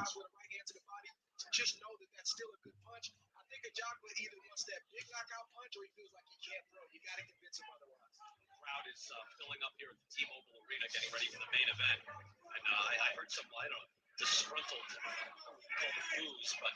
Well, yeah, because it's heavyweight, so people want to see knockouts. They don't want to see a boring fight, and so far that's what this is a boring fight. We want to see a knockout, especially when it comes to heavyweights, right? Like, ooh, good overhand right by Sanchez right there. I'll give it to both of these. I mean, Jabba's gotten hit more with better, cleaner shots from Sanchez, but both guys have shown a good chin. When Jabba has landed his little clean shots when he could, Sanchez is taking that well too. JD's watching closely as Tyson Fury gets his hands wrapped. Fury tells him, you missed the knuckle dusters last time. JD's wing. And by the way, JD's was there last time, and so Deontay Wilder's co-trainer Jay Deese watching closely at Fury's gets his hand wrapped. Fury tells him, "You missed the knuckle dusters last time." Oh man.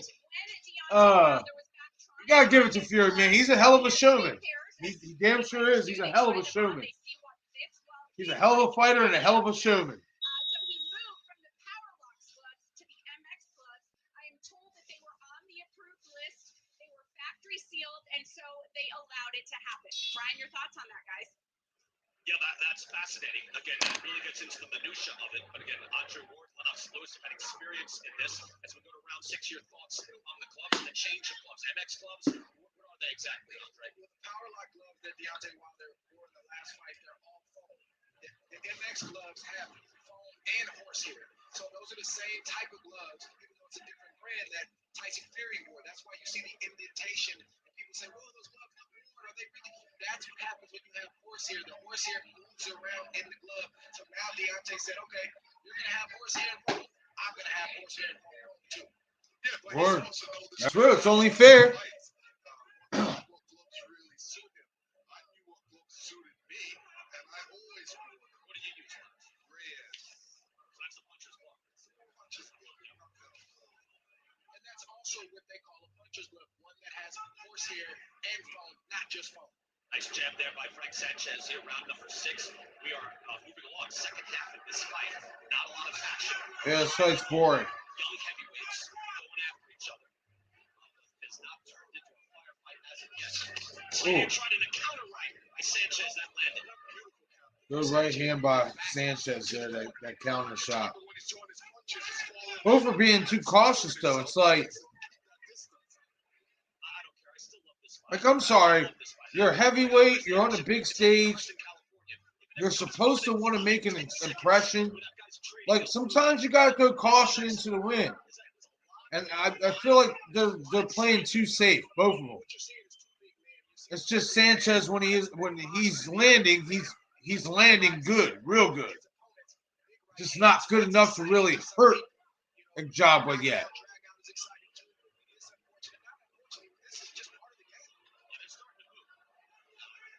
Well, you hear it, the Boo Birds are out.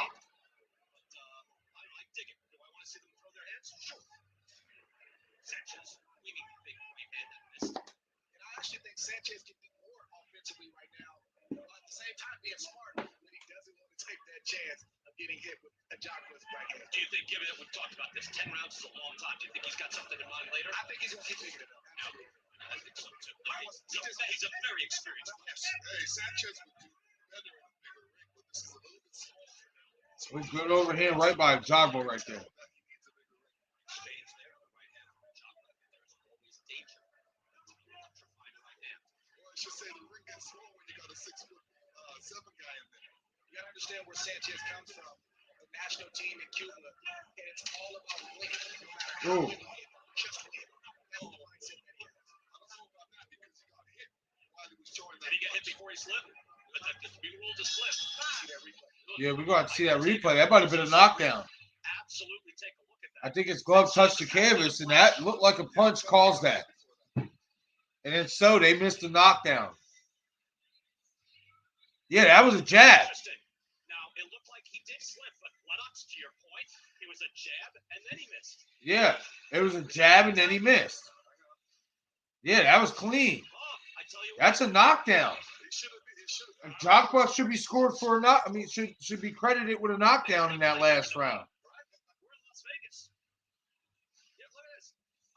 Now, he swung and he missed. They're reviewing it. I tell you what. Yeah, Lennox, you're right. That's a knockdown. that's a knockdown. So if they should overturn that. So if they do, Ojabo just scored a knockdown in the 6th round. Andre Wright, was it both? Did he swing? Yes. But when you pop a guy, swings and goes down in one motion, that helped him down. Touches the canvas. That's a knockdown. Let's see. Now, they've got to make a ruling on this reasonably fast. I know. Let's find out. I know Jay Needy in the past has been the guy who's been looking at it. So we're maybe there's Bernardo Osuna is looking at me right now. Oh, good overhand right by Sanchez, feeling some sense of urgency. I disagree, maybe not vehemently. Your thoughts? I disagree because he got hit while he was swinging the punch. Yeah. In real time, it's hard to catch that, but with the replay, I think it's a bit clear. So they didn't score the knockdown. That's bullshit because that was a knockdown.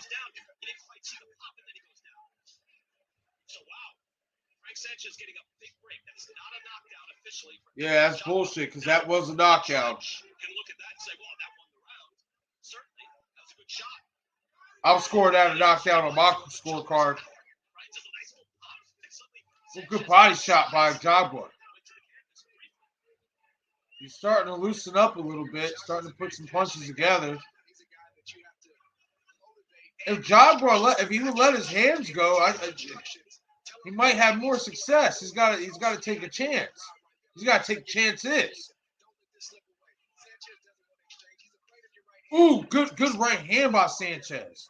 Sanchez getting nasty now. He threw a big right hand that landed the jab. Now he steps back, tippy-toeing back. He got a big break in that last round.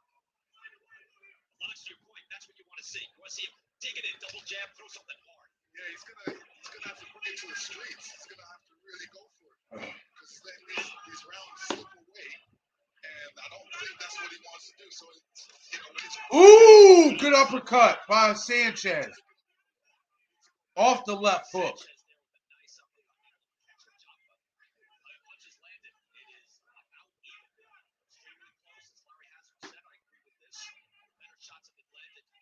Sanchez, with the exception of the one that actually put Sanchez down. The best way for Coach Corolla to kind of break a Jogba out of his little Reddy's hand is to inspire him, paint the picture, give him the vision that he can win. Final minute, round number Good response in this round, though, by Sanchez. He's winning this round. Even though that was a knockdown the last round, it's not like it was an authoritative knockdown, but it still should have been scored a knockdown in favor of Jogba. Good right hand. Oh, he put him down. Sanchez put him down with a big right hand.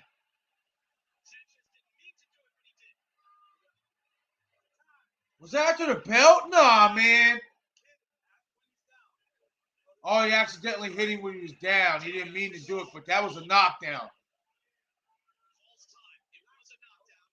It was a knockdown, and then Sanchez was still in motion of throwing and hitting when he was down.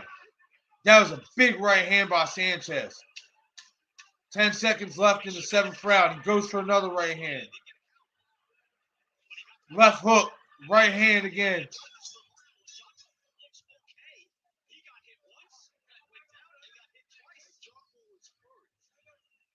Wow. What a turn of events. So on my scorecard, I had the first 5 rounds for Sanchez. 6 rounds, I had it a 10-8 round for Jogba, even though officially they didn't score the knockdown, which they should have. Well, then the next round, here in the 7th round, Sanchez turns around and puts a Jogba on his ass. Big right hand. That was beautiful. Another big right. Yeah, that was a delayed reaction by Jogba.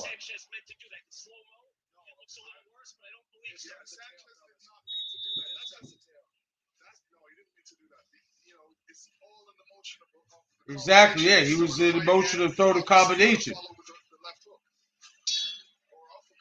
you're saying you disagree? I'm saying I don't know.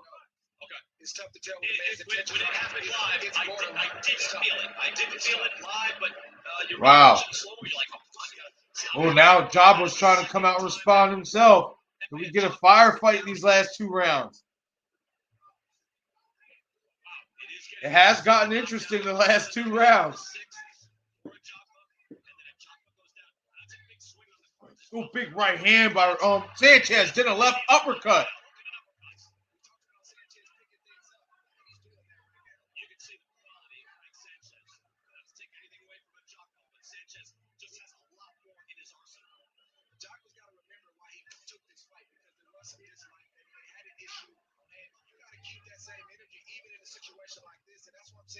Inspiration may be the thing right now to remind a Jogba, go out there and win this fight because Sanchez is trying to knock you out. You know, Bernardo Osuna is telling us that the commission says that the Jogba's knee was not down when he got hit with that hook. I believe it was.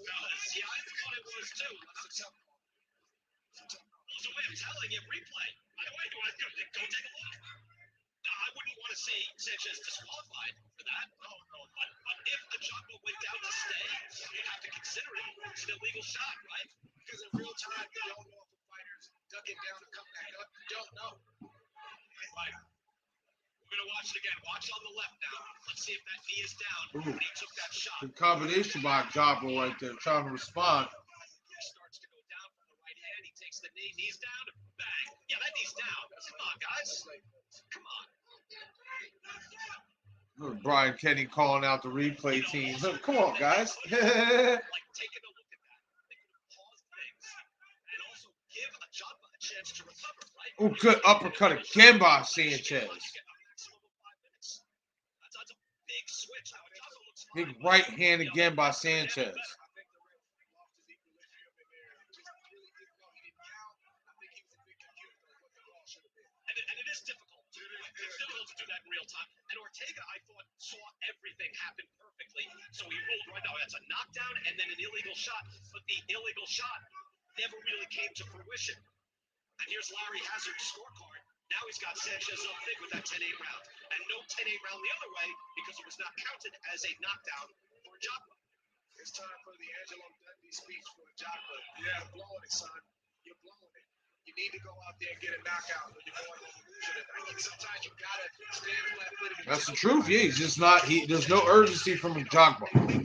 It's like he's fighting the way he came out, hesitant, not really wanting to throw his shots. But that's also because of the really good counter shots by Sanchez. Big E from WWE is here. Okay, WWE champion Big E in the house. Yeah. Magic is here. Okay, Magic Johnson. Yeah, you already know it's a star-studded event tonight. How's he out here? Are they off tonight? And then Anthony Ruiz, former heavyweight champion.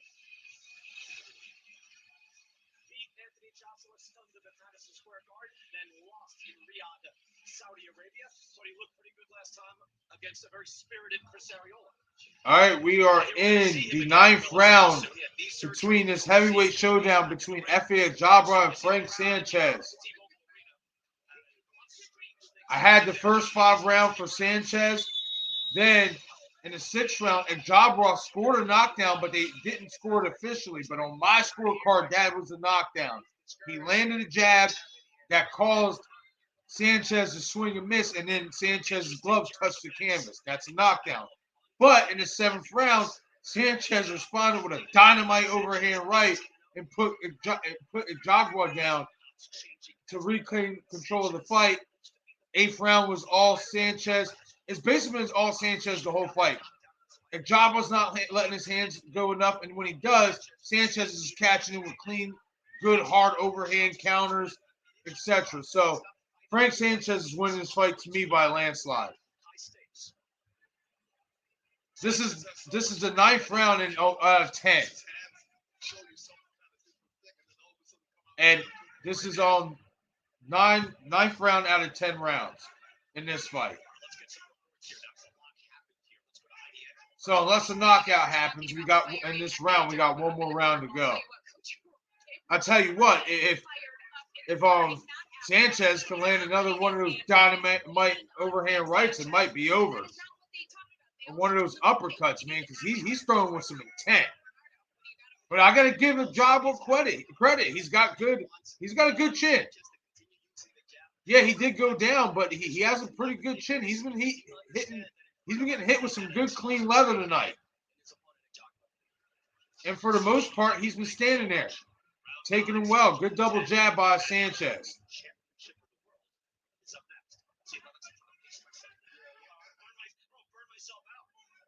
So excited watching these guys. I would figure Tyson Fury is up and getting dressed now. Yeah, you can be relaxed, but at a certain point. Overhand right missed by Sanchez. Switching southpaw. Back to orthodox. Ajagba's just not letting his hands go. It's like he doesn't want it. He's got to go for broke. He does. I agree.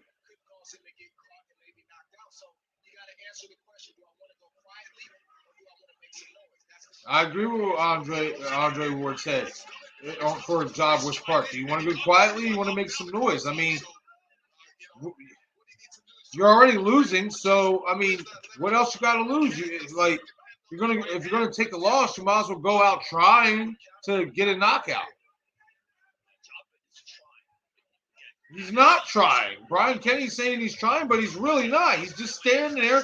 Look at he did land a big overhand right there. So there he goes. That's what he's got to do. He keeps just trying to time and wait for Sanchez, and he can't do that. He's got to let these hands go.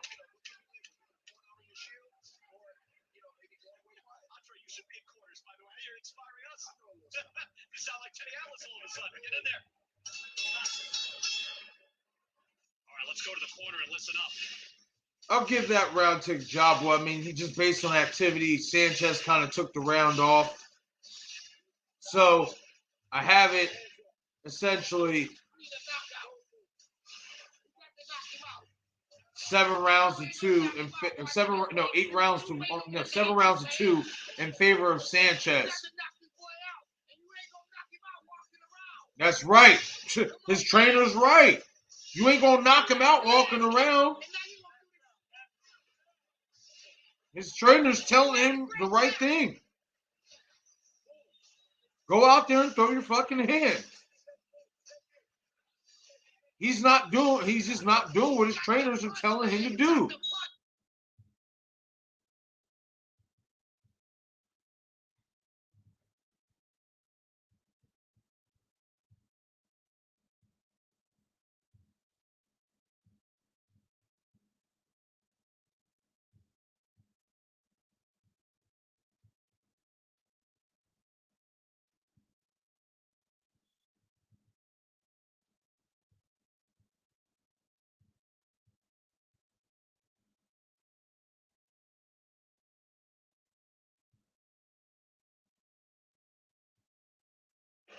We've seen one official knockdown.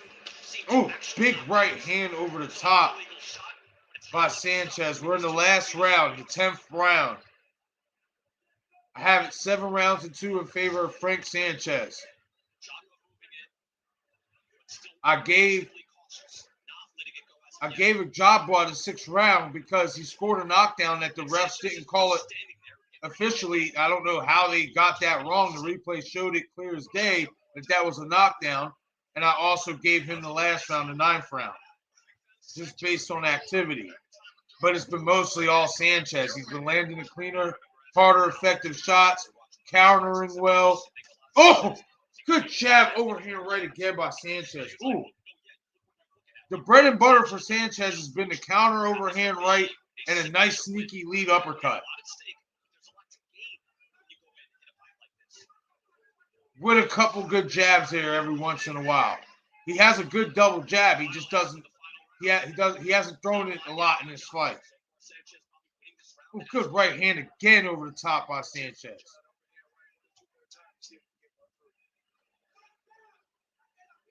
is the precursor to what we see in the main event, where Tyson Fury is not standing there with his head straight up in the head. Good jab by Sanchez.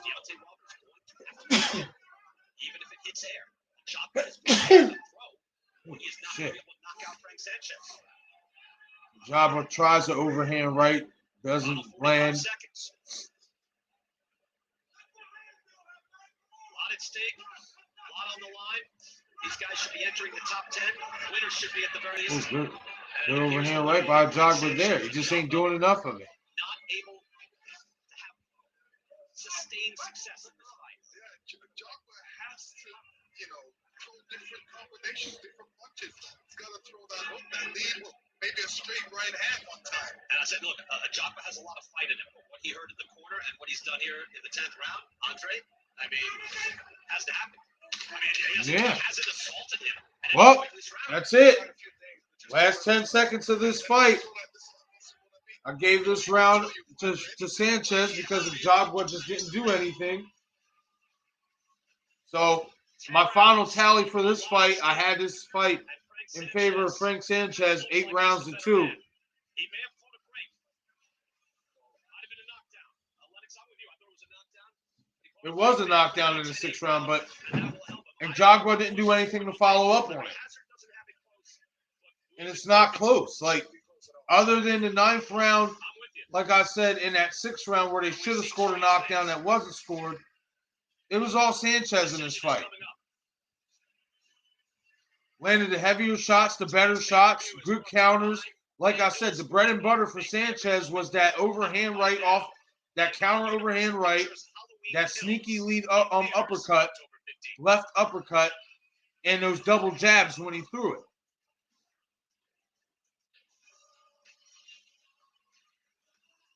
So waiting on the official particulars for this fight. But that's my scorecard. 8 rounds and 2 in favor of Frank Sanchez. Keep in mind that both these fighters did come into this fight undefeated. So it looked like, to me, in my opinion, a Jogba's O just went.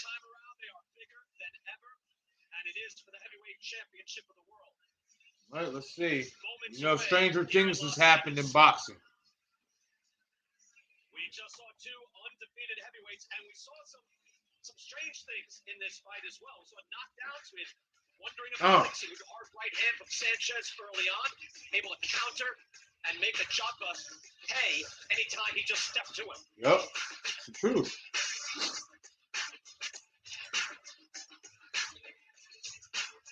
Jogba has real power. Sanchez wary of that. Wary again, probably caught a break. This is the knockdown. Took a knee. His knee bounced down and came back up. Well, once your knee is down, you're down. He's down. That knee can come back up. But, right? Am I wrong? Yeah, that knee is down, and if it comes back up, but you still took a knee and you're down. Right. You know, you should be protected at that point. He was not. Now, fortunately, I don't think it changed this fight. I've seen guys take shots like that where they go down and they're done.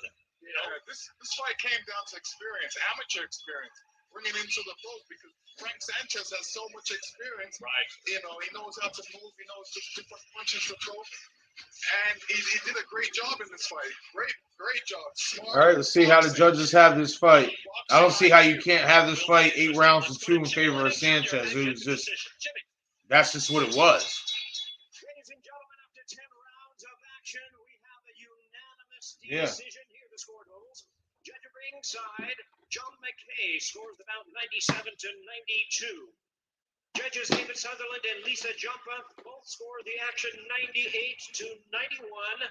All I agree with those three in favor scores. of the winner, and still the undefeated heavyweight title holder, the Cuban Flash. Yep. Frank Sanchez. As expected, Frank Sanchez is the winner of this fight, as I scored for him as well. It was a good performance for Sanchez. He's skilled.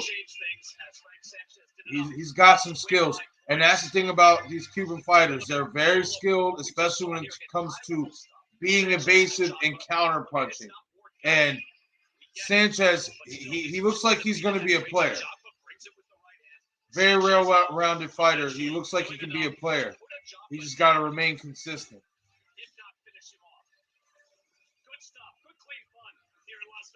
But once again, this is 717 Sports Chat Live. I am your host, Marcus James Witherspoon. And we are covering Tyson Fury versus Deontay Wilder, the trilogy fight. To me, this is the biggest fight of the year. Some might say, oh, Canelo and Caleb Plant. To me, this is the biggest fight of the year for boxing. This is, unless Deontay can, pull it off, this is it. He loses, no more, no chances against Fury. That's it. So this is what they done the pay-per-view once and for all. Well, maybe this is once and for all. We'll see. But once again, this is 717 Sports Chat Live.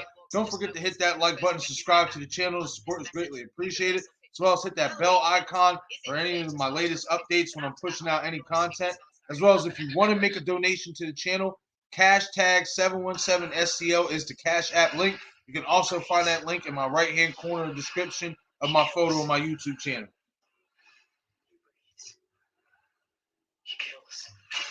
Oh, they're showing an advertisement for that new Halloween.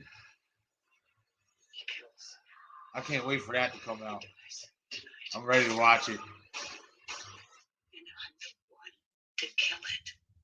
Happy Halloween, Michael. Rated R. The best welterweight in the world, tomorrow I'm also ready for that UFC pay-per-view next month as well. UFC 268. That's going to be a sick card right there.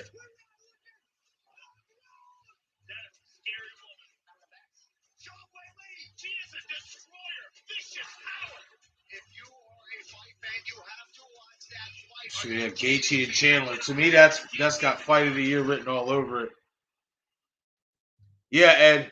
To me, yeah, this is the biggest fight of the year in my opinion. I'm sorry, it just is. Nothing against Caleb Plant, because in all honesty, I have Caleb Plant. A lot of people are going to call me crazy, but I think Caleb Plant can upset Canelo. He got to stick to his game plan of being elusive and not getting hit clean. But either way, this is just way bigger of a fight. This is way more important of a fight. You know what? A lot was taken from Deontay Wilder in one night. It was. His ego, Yep. his dignity, his confidence. That's the that truth. Power that he thought he had, that was no longer there in that rematch. That cloak of invincibility. Back in this fight, you had to change your corner, you had to change your lifestyle, everything. Was it enough time? He was given a lot of time, but was it enough? It remains to be seen. Deontay Wilder is a special fighter. We'll be talking about him decades from now. But the question is, what kind of fighter is he? Is he destined to be talked about the way Ernie Shavers is talked about? Oh my God, he was this great all-time puncher. But was he a great fighter? Is he going to be talked about the way Mike Tyson's talked about? Somewhere between Ernie Shavers and Mike Tyson, there's Deontay Wilder. Tonight, he can punch his ticket to greatness. A place I think we agree Tyson Fury already is. Just one thing, because I kind of feel like we're being transported. Okay, you know what? We'll talk about this for a second. Notable heavyweight knockout artist, Deontay Wilder. He's right up there, if not at the top of the table. These are the greatest knockout punchers of my lifetime. The biggest puncher. Apologies to David Tua, Razor Ruddock, Corey Sanders, Jerry Cooney. But if I had to choose five, these are it. Foreman, Shavers, Lennox, Mike, and Deontay. These are the biggest, I can agree with that, Liz. Power-fisted heavyweights in the last 50 years. Deontay's already there, but that alone does not make you great. It You doesn't. have the wins on your resume that say you're great. Does Deontay have that at the moment? He's close. Knocking out King Kong Ortiz is good. Knocking down Tyson Fury to get a draw in the first fight, even though most people think he lost, that's good. Is it great? A win tonight makes him great. And you know what, Max? The thing that I feel makes you great is your performance. Tonight, he has to have a phenomenal performance. That's the truth. I agree with Sean Porter. He has to have a phenomenal performance. Deontay does. All the pressure's on Deontay. There is no pressure on Tyson Fury. Deontay said in the press conference there's no pressure on him, but he's full of shit when it comes to that. All of the pressure is on Deontay, especially for all the claims that he made, all the stuff that he said. All the pressure is on Deontay Wilder tonight to show up and perform. Everything you showed in them videos and them clips, the combination punching, the slipping, the punch slipping, the head movement, the footwork, everything you showed in that training camp, you have to prove it tonight. Simple and plain. Deontay Wilder has to come out and perform. All the pressure is on Deontay. See, I want to say I would agree with you. I mean, I guess I can see where you're coming from because obviously the pressure is on Fury to maintain his consistency and obviously maintain his title. But in terms of mentality, in terms of mentally, I feel like all the pressure is more on Deontay than it is on Tyson. Tyson mentally already told Deontay in the first fight, I can outbox you. I can just beat you. I will just beat you. I'm not going to knock you out. I'm just going to win the fight. And in all essence, even though it scored a draw, he did that. Then in the second fight, he told him, I'm going to come to you, I'm going to beat you down, and I'm going to knock you out.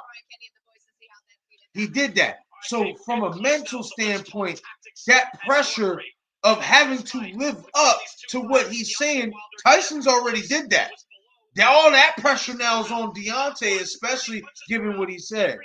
You know what I mean? So it's going to be interesting to see. It is the closer this fight gets, the more interesting and compelling it's starting to get. So I'm ready to get it on with. If I'm not mistaken, this is the co-main event that's about to come up, and then we got the main event. Yeah, that should be about right.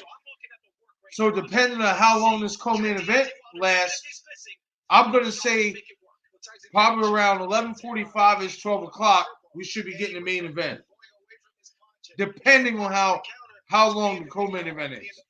So he didn't give Deontay Wilder a chance, and then Deontay Wilder started getting dropped. He started getting hurt. So throwing punches was out of the window. He was trying to defend himself. Yes, you're right. He's got to flip the script now, Deontay Wilder. He's got to use that extra mass, that extra skill that he's learned, these different nuances that he's learned from Malik Scott to press Tyson Fury back, similarly to what he did in that first fight. Look, the hardest thing to do as a professional fighter, 2 world champions and Hall of Famers here, stand right in front of a man and make him miss.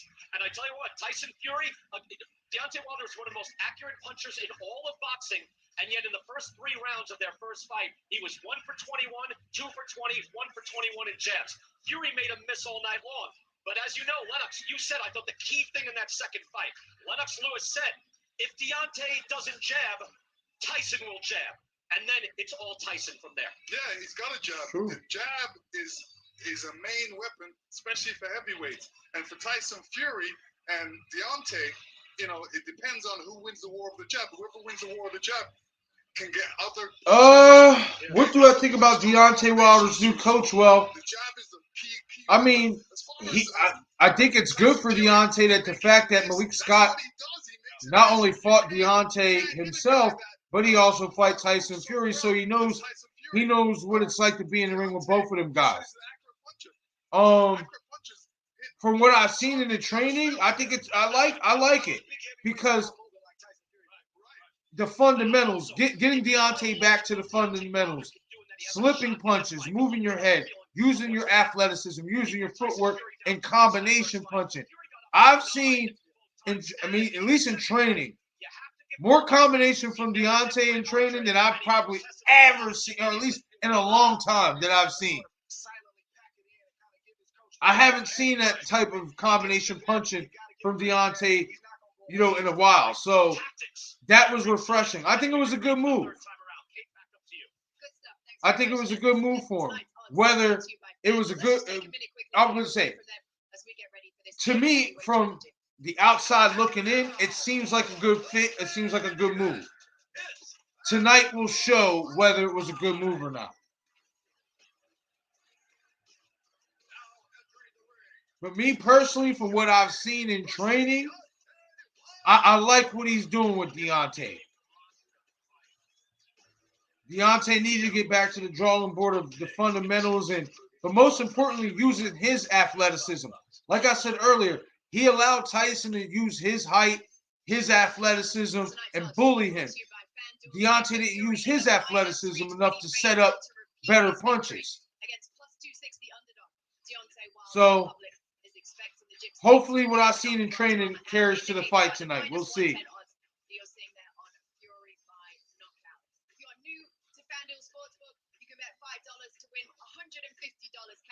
On either Fury or Wilder, and you can do it right now. Download the FanDuel Sportsbook app, sign up, and place your bet before this fight starts.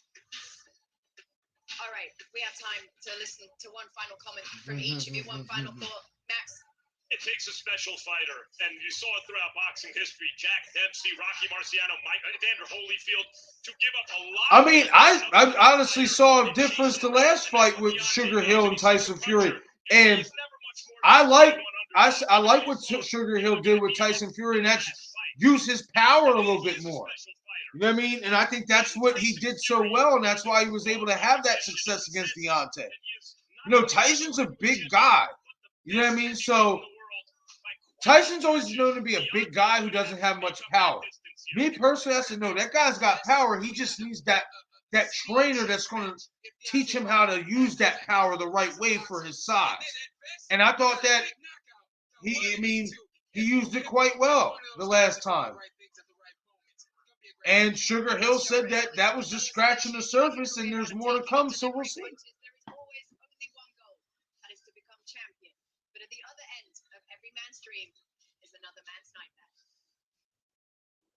All right, they're showing a bunch of video packages.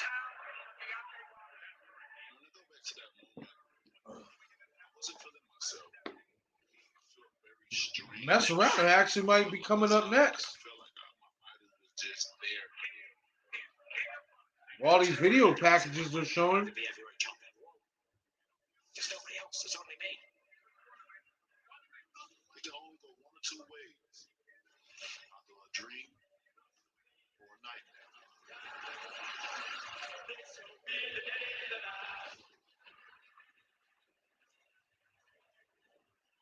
Ain't this what they've been waiting for? I remember the excitement, and I remember the long journey to it. They said I couldn't do it, and I did it. It was an ultimate childhood dream come true.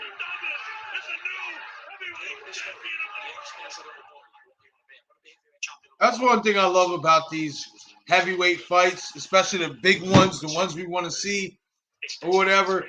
You get all the old school heavyweights, you know, talking on the video packages or doing cameos, etc. So it's cool to see that. Yep, honestly, no doubt about it. No more excuses. Best man wins. Simple and plain. It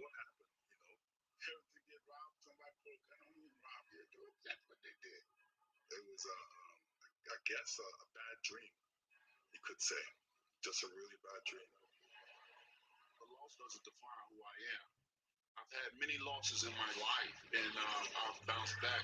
A legacy, dies when their fighter dies, and I'm still well alive. Amen. This little guy's ass handed to him, not once, but twice, and he can't do nothing about it! Man enough! The power of my right hand is the power of God. And if you get touched by it, you will be baptized.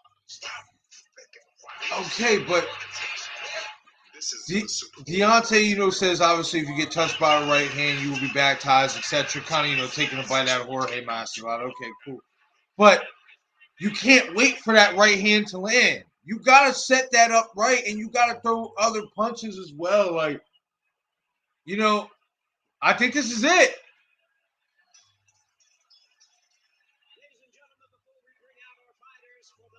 Yup, it's a main event, baby. We here. Let's go.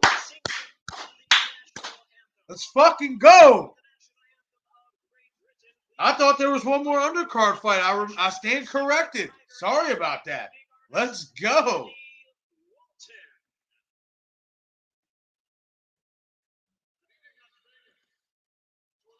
Do I see Mike Tyson fighting again? I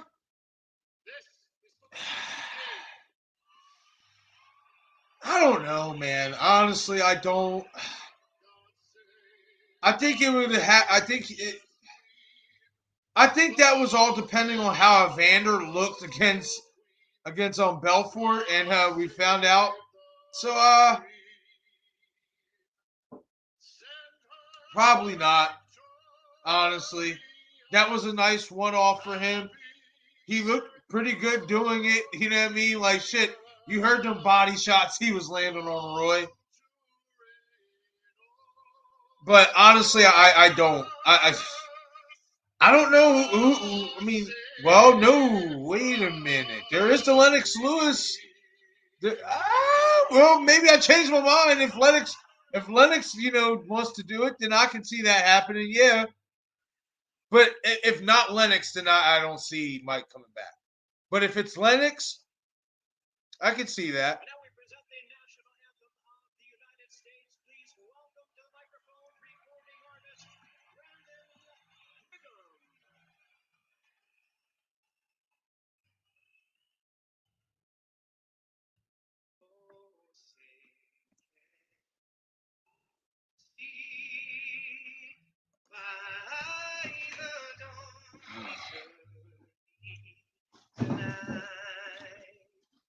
So proudly we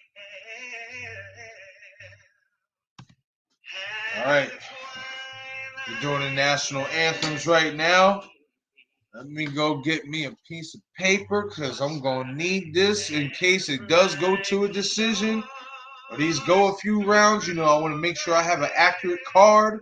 So give me 1 second. I'll be right back.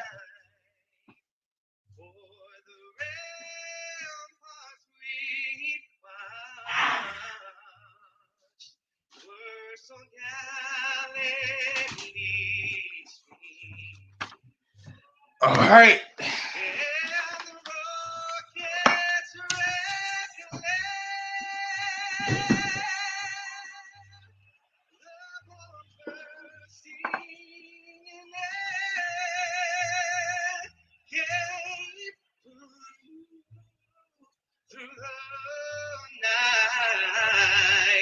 That our flag was still there.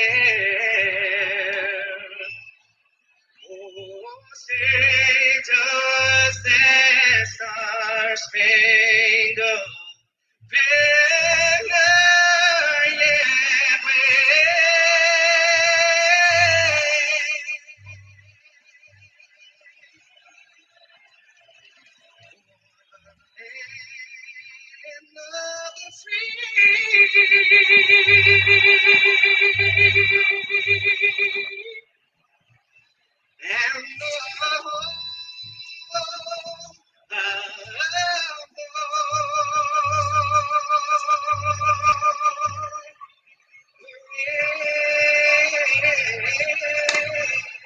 All right, let's get it. We just finished up the national anthem, so we're about to do the fighter walkouts. Let's get it. Go, baby. Main event time. Let's go. If you're watching this stream, hit that comment section. Let me know what you guys think. Hit me with your predictions and opinion for this fight, for this trilogy between Tyson Fury and Deontay Wilder. And LINEAL, yeah, I don't know why there was a draw for that. Tyson versus Jones. Mike Tyson won that fight clean and clear. Yeah, I don't understand that either. I think that was already kind of written in the contract, kind of how like the Mayweather and Logan Paul rules was set up. Like there was no real, there wasn't supposed to be a winner. It's just supposed to be like an event, a spectacle. So there's definitely Mike won that fight clean and clear. You know, Roy felt them body shots and plus all that weight he had to put on for that fight, and it was just like, yeah, I'm good. Let me just take this shit and get out of here. Take that paycheck.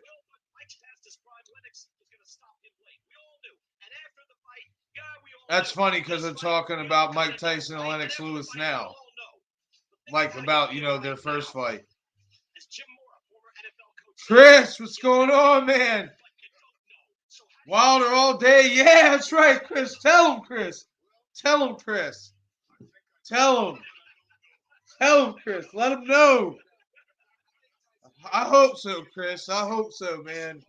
That's who I'm pulling for, but it's not going to be easy. It's not that. I don't know. I want to say not the stamina. I just, you know what I mean? He's got the stamina. It's just he's got to be able to withstand what Deontay is going to throw at him, and Deontay just can't wait around for that one shot. He's got to be willing to stay off the center line, move his head, use movement, and throw in combination. If Deontay keeps trying to wait for that one shot, Tyson's going to do what he did the second fight and just walk to him and beat him up.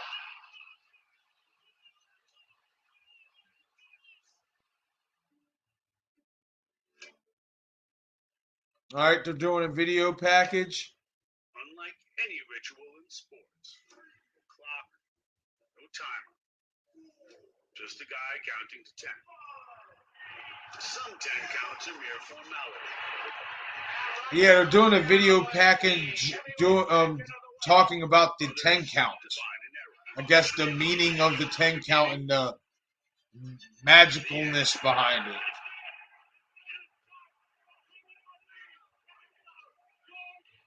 Short-lived, but eternal. And like all things in boxing, subject to human error and larcenous conspiracy.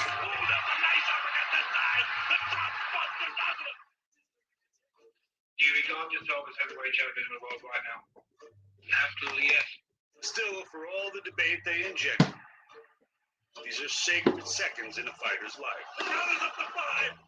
10 beats that separate victory and defeat. It's up to 7, and 8. He's not gonna make it. Humiliation from everlasting majesty. Just remember why we're here. No rematch, no trilogy, nothing but for that 10 count. And the guy who beat him.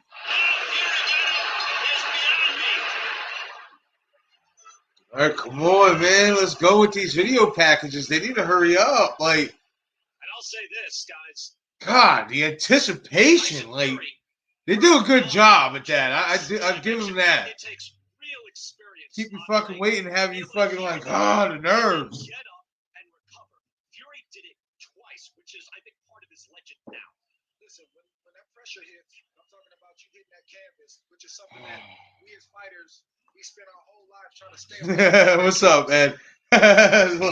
Laugh out loud is right. If you're a guy that is gonna, fight down Damn. hard, if you got that kind of resilience in you, it's going to come out. And if you don't, we're gonna see that as well. Tyson Fury saved his career in that first fight by getting up at the count of 9. If he stayed down, we wouldn't be talking about this. And I don't think That's Tyson true. Fury Please would tell have us what that water career is he had. wearing down to the nitty gritty. I will. I got you. No problem. Trust me. I'm gonna be paying attention to that too. I don't want to hear no excuses talking about how that damn suit was too heavy. Don't wear no heavy suit. Like shit. We'll see what he's wearing. Apparently, if I'm not mistaken, they said he's going to wear the same thing, but they're taking all the battery packs, etc., all the lighting and stuff that made the suit heavy the last time. So,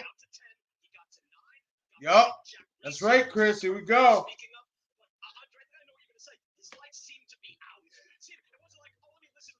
Hopefully the 40-pound weights. No, I don't want those. I don't want the 40-pound weights. Well, yeah, that was kind of, and that's one thing I did say about that excuse, which was kind of stupid about the suit, because I said the same thing. Like, wait a minute, you're saying about a 40-pound suit. Well, why the hell would you wear that to the ring when you're about to fight anyway? And then two, you're kind of used to rolling with a 40-pound weight. You've been seen jogging with a 40-pound weight. So, like I said, he was humbled. I feel like you can either do one or two things when you're humbled. You can either say, oh, you know what, there's no excuses, or you can make a bunch of excuses. And unfortunately, he made a bunch of excuses. And even though some of, some of the things he said in terms of the gloves, etc., now, especially when we find out about the horsehair, it makes sense, but now you can't complain about those type of gloves or whatever because you got the same type of gloves. So everything this time is on an even playing field. Everything that he said that was a disadvantage to him in the second fight is an advantage to him and Fury both in this fight. So even playing field, let's go. No more excuses. This is it. If you are that guy, Deontay, go out there and retake your throne.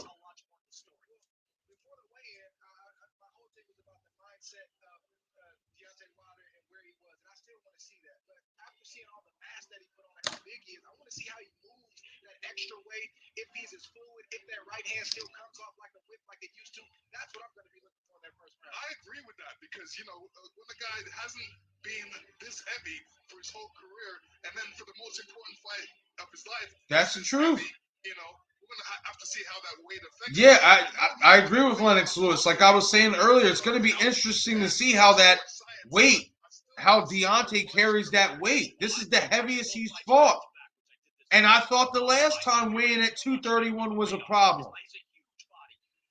So, I get it. He's trying to gain weight so he can have that extra leverage against, obviously, the much bigger Fury. But I don't know. I kind of feel like adding all that weight was a disadvantage in his second fight, and I'm concerned about it in this fight.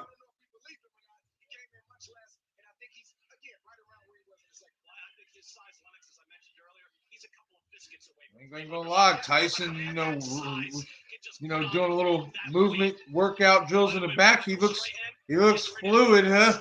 Scaring me. Don't do that. Come on. Don't do that, Tyson. I don't want to see you bouncing around like that. He looks ready.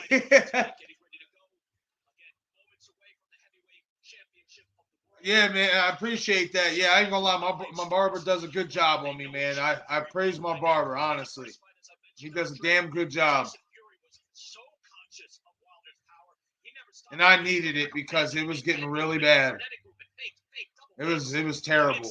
Like real terrible. Is he just gonna walk toward the mat? I think he's going to do a little bit of both. I think we're going to see a hybrid when you look at Tyson Fury. Tyson Fury unlocked something in that first fight. He realized that a certain. All right, I think they're about to do the walkouts.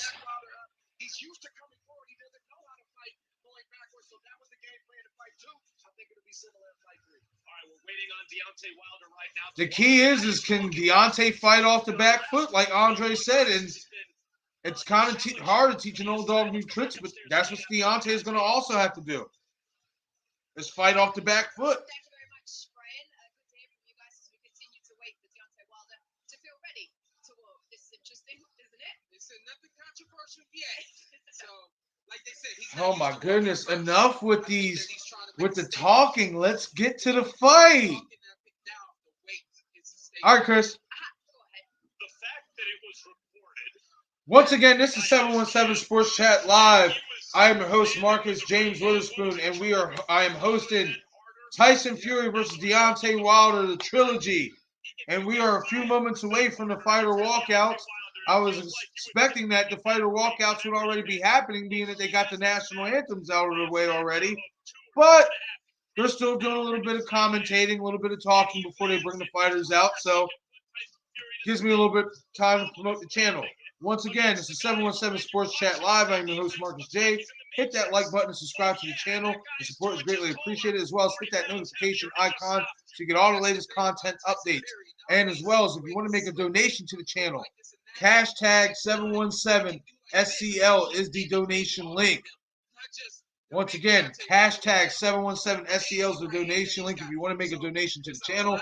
You can also find that link in the description box in the right-hand corner of my photo on my YouTube channel. Because we've seen Tyson Fury against SS Cunningham, by the way, like he's fought guys that have knocked him down and looked like they were about to knock him out. He will always get up. On top of everything else, Tyson Fury has a first-rate championship heart. Deontay's going to have to hit him. All right. That takes that Showing Tyson in the back, warming up. Well, Deontay Wilder Looks has quick. spent so long preparing himself for this moment. He's not going to rush himself now. Let's go down to Heidi Angel, who can tell us a little bit more about that process of preparation that he's been through. Thank you very much, Kate. Yeah, I was just back there. There seems to be no issue. Just to calm Deontay Wilder as he said he was going to be. Now, he did come in at a career high 238 pounds, as you guys have mentioned. But his team, his nutritionist, Jacqueline Slaver, she was new to the team 6 months ago. She said it wasn't about the weight. It was about the strength and his health. In terms of his diet, he changed things dramatically. Who gets to eat? Not a good thing when you're getting ready for a fight. This time, every single member of the team had a blueprint on their phone. They were texting when and what and how he ate, where he ate, making sure everyone was on the same page. Jacqueline was flying from Miami to Atlanta, driving 3 hours to Tuscaloosa every single Sunday to check in with her fighter to make sure he was on track. And Max, you just mentioned it. I spoke to his doctor yesterday. They said they did the Cybex testing pre-camp, post-camp, and that's obviously the muscle contraction. His power is in fact up, according to them, 250%. Oh, wow. Heidi, thank you very much. That's some biometrics type shit right there. Fuck. I don't know how true it is, but according to Deontay's doctors, thanks to his new dieting and regimen that he put in for this camp, his power is up to 250%. I don't know if that, of course, that sounds like an exaggeration and a figurative speech, but obviously that sounds like a really good thing for Deontay. So we'll see. We'll see if his power is up 250%. He's going to need it. He's going to need all 250 percentiles so we can take back the title tonight. But it's not going to be easy. But once again, this is 717 Sports Chat Live. I'm your host, Marcus James Witherspoon. Hit that like button, subscribe to the channel if you haven't already. Support is greatly appreciated. As well as hit that notification icon so you get all the latest content updates. As well as if you want to make a donation to the channel, hashtag 717 SCL is the donation link. There it is right there. You can also find that donation link in the right-hand corner of my YouTube description box. And so this third fight, the pressure on Deontay, you have to compete. If you don't compete, the entire series will be seen as. But any bit of support is appreciated, as well as you hit that, especially if you hit that like button and subscribe button. Any bit of support is greatly appreciated, though, guys. Well, I am hearing we are about ready. Let's take you down ringside one more time, hopefully one final time, and send you over to Brian Kenny. All right, tail the tape. Obviously, Fury 33, Wilder 35, Deontay 6'7", Fury 6'9". Fury weighs in at 277, Deontay a career high 238.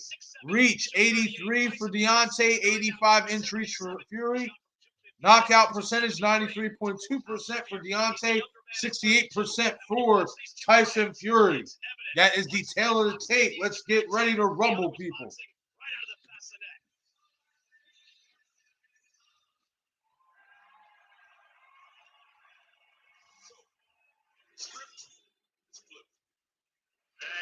Ed, you said the big baby win that fight. Are you talking about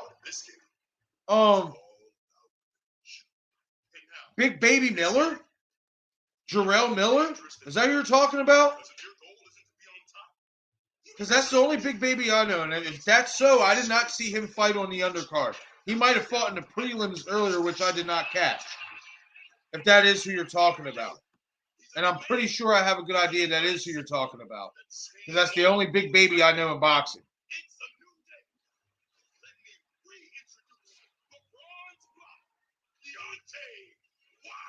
Okay, they got Big E introducing Wilder. That's right. Let's go. Get going. Bomb Squad. Let's go. Come on. Come on, Deontay. Let's take your shit back. Let's take back what's rightfully yours. Come on. All right, Deontay is wearing a mask. No bodysuit. Just a robe with fur on the back of it and his trunks. I'm digging it. That's what I want to see. I don't want to see no extraterrestrial suits. I don't want to see none of that shit. That's a good start. Let's go. I like that robe, though. I ain't going to lie. That shit is tight. And, of course, that red mask. Hey, that shit is sick. That mask is sick, too.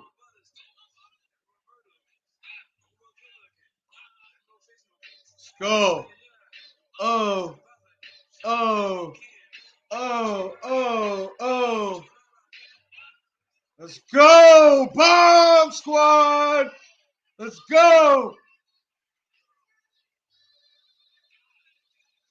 Go. No more excuses, Deontay. Let's bring it home tonight, brother. Let's bring it home.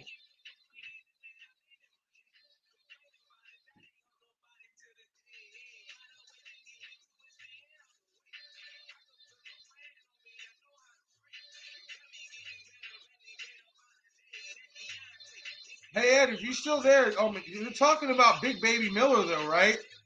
I'm pretty sure you are. And like I said, if you are, I didn't see him fight on the undercard tonight. He might have been on the prelims earlier. But he wasn't on the main card, if that's who you're talking about.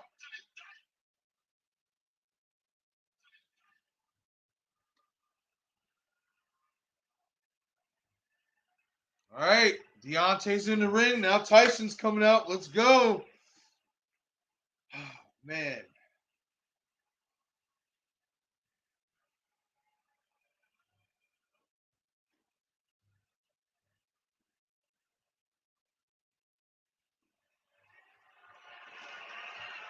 Uh-oh. It's about that time. Okay. But you'll have to wait for me to introduce the champ. Okay, they got Biggie. They got Biggie introducing Fury too. That's what's up. That's cool. That's what's up.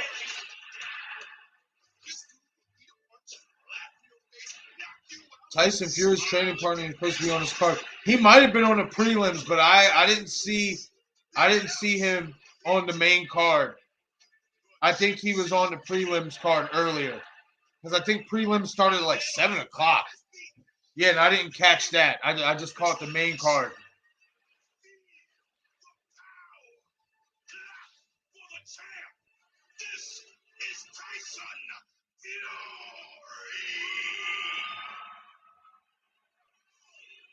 All right, Fury making his walkout.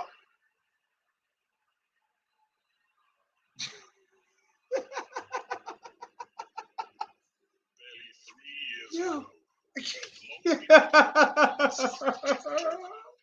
This motherfucker got a fucking gypsy dancer coming out and shit. Or I should say gypsy dancers. Dosser. Ah, shit. That's a fucking good one. That shit always makes me laugh. Every time I hear him say that shit. You're Dosser. You're a Dosser. Oh, man.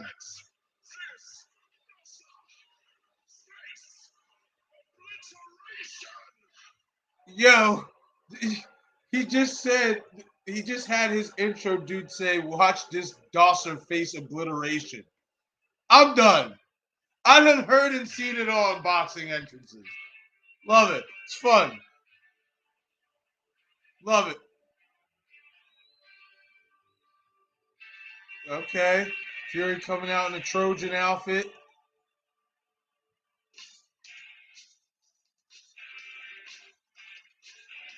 All right, here we go. Fury making his walk to the ring. Let's get it. Oh, man. The nerves. Oh, he's taking his time, too. He's letting this shit marinate.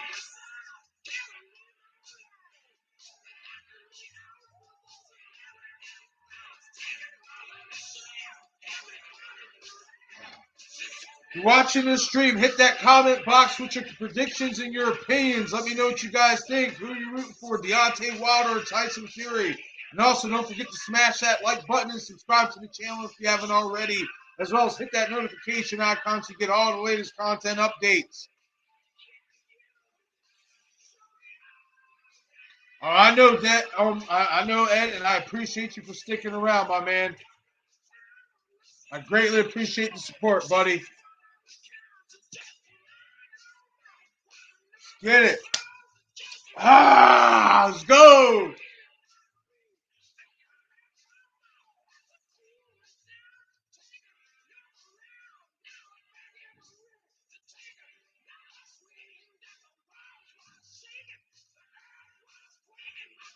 Tyson's taking his good old time.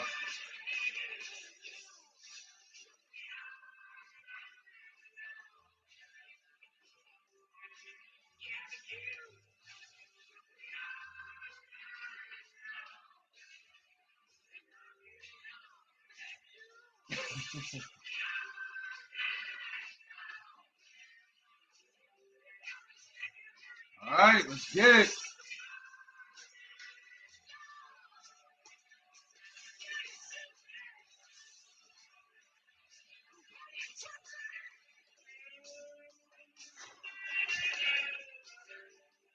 Come on, Deontay, man. You gotta bring this shit home. You gotta bring it home.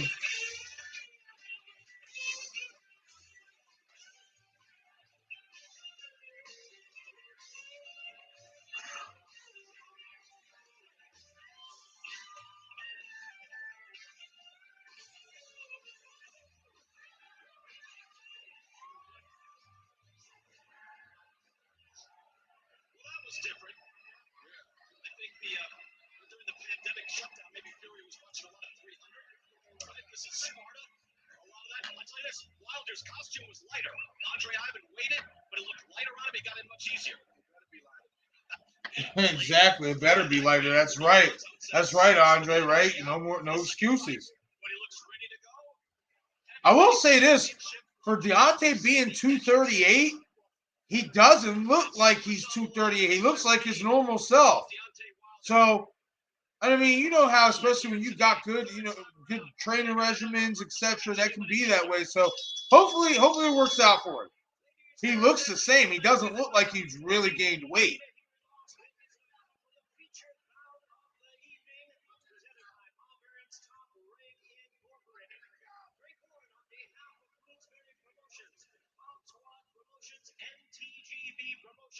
This is a Premier Boxing Champions presentation. This bout is sanctioned, All right. supervised, and sponsored by the FanDuel Sportsbook. Make every moment more with America's #1 sportsbook. Universal Pictures, Halloween Kills in theaters October 15th, and UFC 267 live on pay-per-view on October 30th.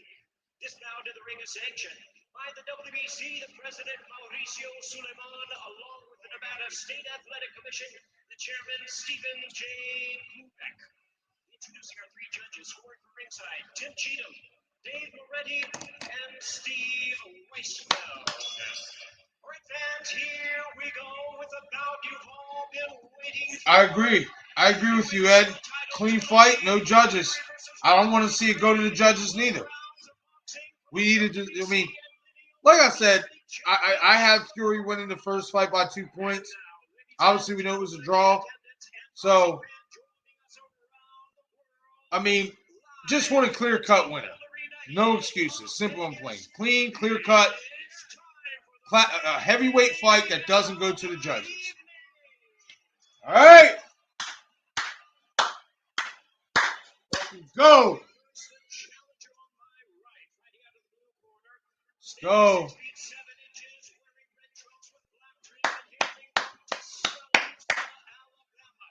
Let's go, Deontay. Let's go, Deontay.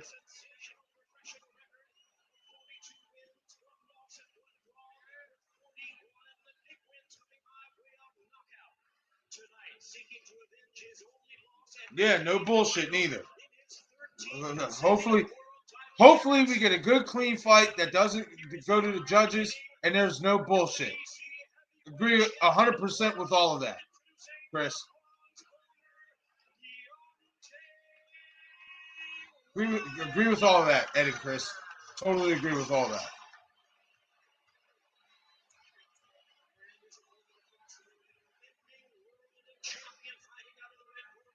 Standing at 6 feet 9 inches, wearing black trunks with gold trim. Originally from Manchester, England, now residing in Henderson, Nevada. Oh man, nervous.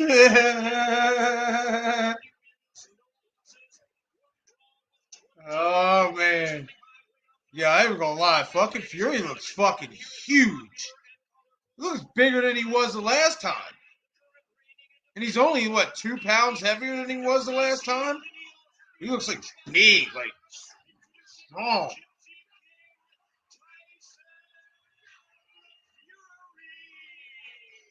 Oh, man.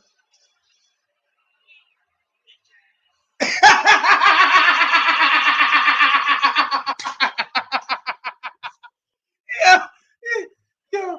Fury's like, he put the camera up to me. He's just like, bitch ass. Yo. Yo. I gotta give it to you. He's a fucking showman, man. He is. You gotta love his character. You gotta love Tyson Fury's character. Bitch ass. Oh, I needed that. Yeah, 7 pounds bigger. What did I say? He came in the last fight 273, right? Yeah, I think he was 273 and he's 277 now. So 4 pounds. Oh yeah, they're talking shit. They're talking shit. Let's go. We about to go. Let's go. Round number 1.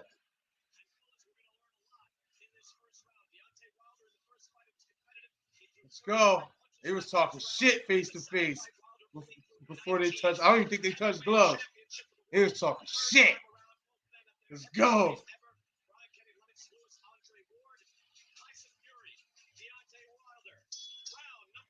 All right, here we go.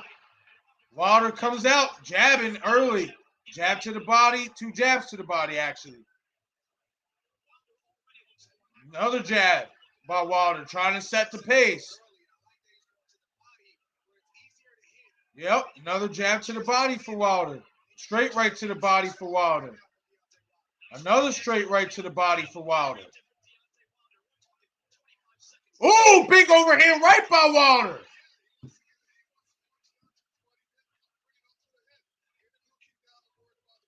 Another jab to the body by Wilder. Another jab to the body. Another jab to the body.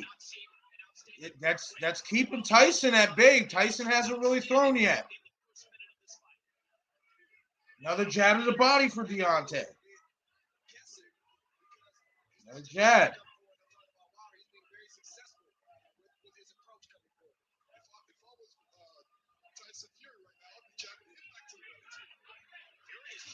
All right, another right hand to the body.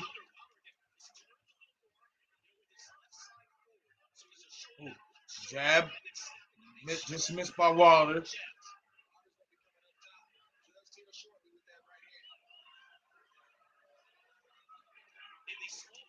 All right, good jab again to the body for Wilder. Ooh, nice right hand sneaks in for Fury. That was a nice right hand that snuck in. All right, nice jab by Deontay. Jab to the body again.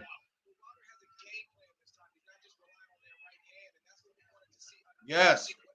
So, ooh. Just missed with that big overhand right. Good way to get out the way by Fury.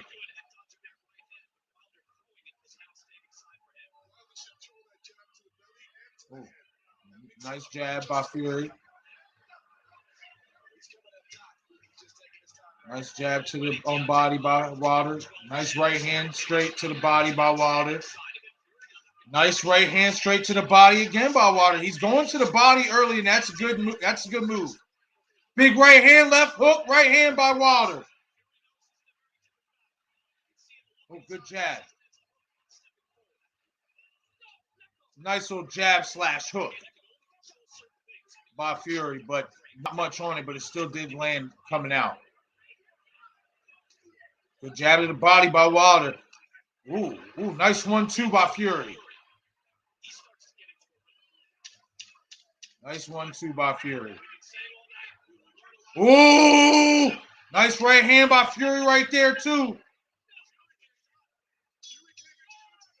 That was a nice right hand by Fury at the end, but first round goes to Wilder. He was obviously more active, landed a lot of nice straight jabs and right straights to the body, and then he did land a nice right hand, clean right hand over top. That was a nice right hand, though, by Fury at the end there. He came in over the top. He came in with a left hook and then set it up, hit him with that right. He set it up with that left hook at the end. But Deontay definitely was more active and landed more punches in that round. So the first round, in my book, goes to Deontay Wilder. And if anybody is watching this fight, I'm sure you would agree because Tyson was more measured, more kind of feeling him out. But towards the end, that was a nice combination right there by Fury. They both had good moments in that round for sure. But it was more Deontay in that round. And it's already a different fight because Deontay's not letting Tyson dictate and push him backwards. And he's going to the body more. He's not just headhunting, and he's not just looking for one shot. All right, round 2 has started.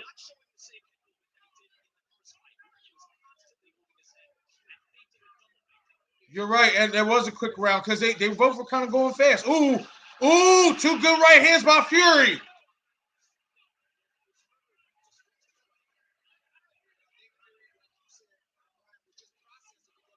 Wilder tries to answer back, but missing. Good defense by Fury. Fury landed that shot, and Wilder started to lunge with his shots a little bit. He can't get like that. He can't get discouraged like that and just look for that long-range shot. He's got to stick to what he was doing in the first round. That's right. Get back to jabbing to the body. Jab to the body. Good jab to the body by Wilder.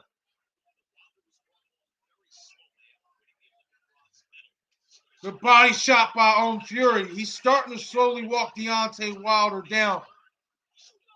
I'm not going to lie. Just slowly but surely. He's getting closer to Deontay.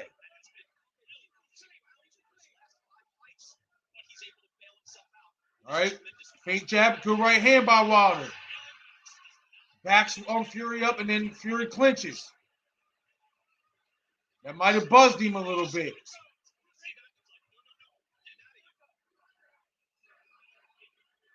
Good jab to the body by Wilder. Oh, good left hook by Fury while Wilder was going back. In the clinch, both landed some decent body shots inside. Refs letting them work. That was nice body shots by both men.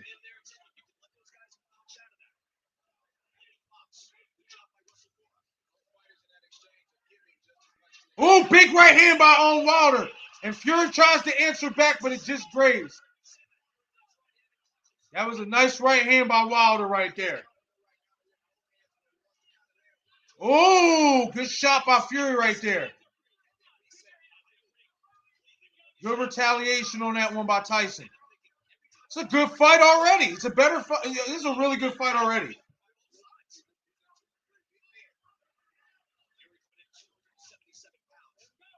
All right. Fury's trying to definitely put his weight on him now in these clinches. He's trying to use all that 277-pound frame.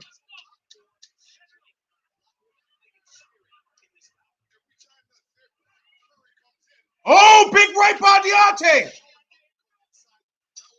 That was a nice overhand right by Deontay.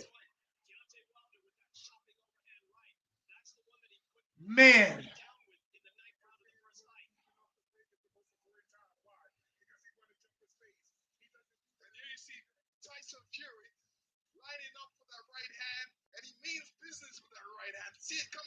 Man, I'll be honest with you guys. That round that was tough to score.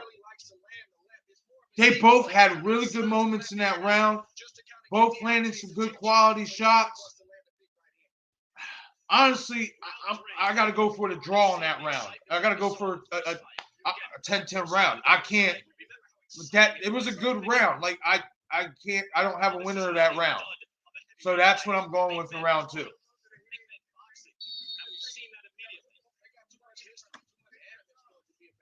I couldn't get a separation between those two in the rounds. Wilder had his moments. Fury had his little moments too. A good jab out the gate of the third round by Fury. Fury's starting to feint a little bit more, starting to bounce a little bit more.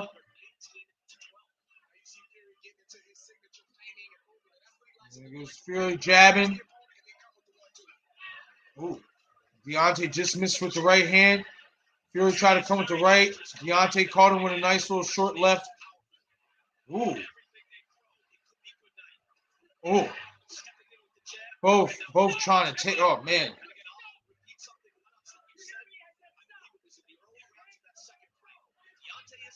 All right. They work out of the clinch. Oh, nice left hook followed by the right by Deontay. It didn't land fully, but it still landed partially. Don't back up to the ropes, Deontay. Good jab by Fury. And Fury trying to hold that weight down on him. Deontay cannot allow him to do that, neither. And the ref's telling Fury, don't hold down on the neck. Don't put him in the headlock. Good call by the ref. Oh, good jab there by Fury. Oh, good right hand by both men. Both men with big rights. Whoa, let's go. Oh, Wilder with a big right that backs Fury up.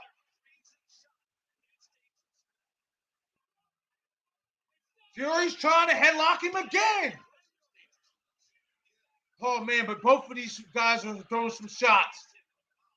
Oh, good jab there by Fury. Good left hook by Fury. Oh, another overhand right by Deontay. That hurt Fury. He's backing up. That hurt him. Oh, he landed another. He's holding on. He's hurting. He's holding on. Don't get careless, though, Wilder. Good jab by Wilder. Oh, Fury. Oh, Fury landed a nice 1-2, but Wilder countered with a left. Fury trying to back him up. Oh, and he just put Deontay down. Fury just knocked Deontay down. And I think he's hurt. Oh, he's okay. He put his hands up. Yeah, he still wants to fight. He's good.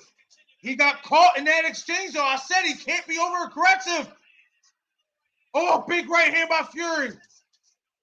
10 seconds is going around. Oh, left hook. Oh, he's hurt. Wilder's hurt. Wow. What a turn of events. What a round. Wilder had Fury hurt earlier in the round, and Fury turned it around and put Wilder down for the knockdown. 10-8 round for Fury in round 3.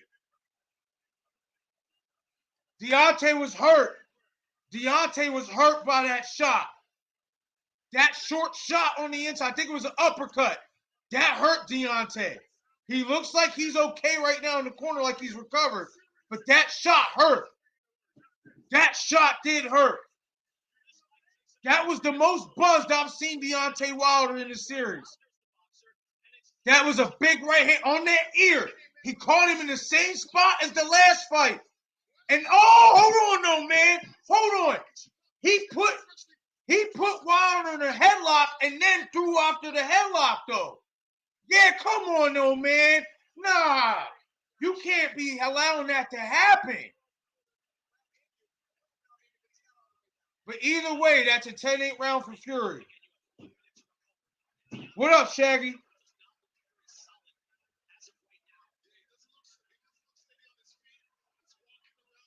Oh. What happened? He got put on his ass real quick. He got put on his ass real quick. It happens. And now Tyson Fury's trying to use that weight and maul him like he did the second fight.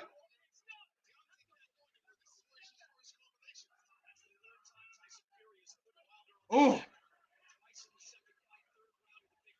Ooh, big left hook by Fury.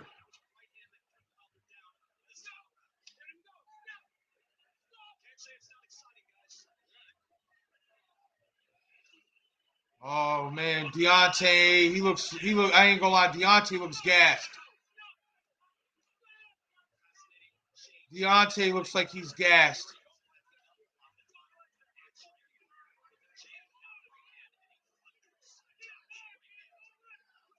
Oh, big right hand by Fury. Off the feint of the jab.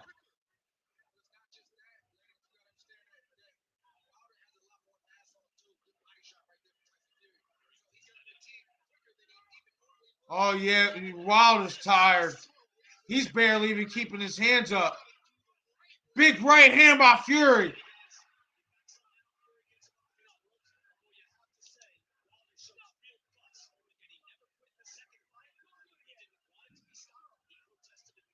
Yo, he's tired. Oh, he tries with a right hand.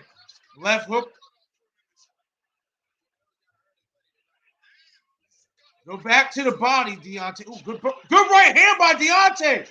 He's hurt. No, he put it down. Deontay put it down. Deontay put it down. Good fucking right hand. Let's go. Wow, let's fucking go. Let's go. Deontay put him down with a short right. Let's go.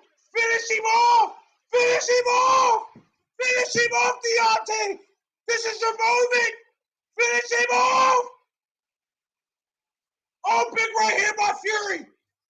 Oh! Oh! Oh, he put it down again! put him down again! He put him down again! Fury's back up. He's telling him to put his hands up. He almost didn't, but he got his hands up. Wow, what a turn of events. 10-7 round for fucking Wilder, baby.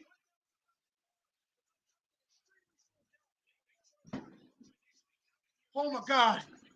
Wow. What a fight.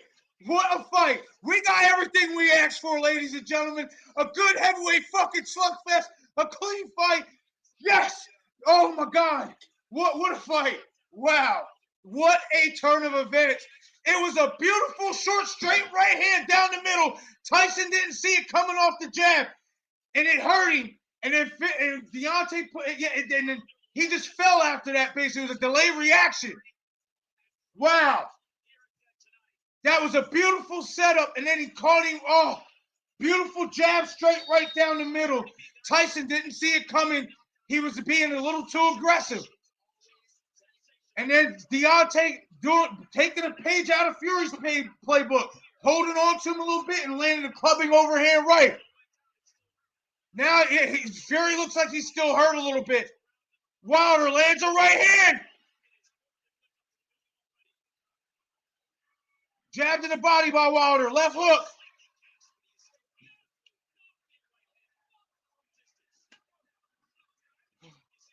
Deontay cannot, but he can't get too complacent. Don't just keep looking for the big bomb. Keep doing what you was doing earlier. Jabs to the body, set it up. He set up that knockdown that changed this fight. He has to set it up. Good jab by Fury. Ooh, left hook by Fury. He looks like he's recovered. Left hook, right hand by Wilder, and Fury's holding on again.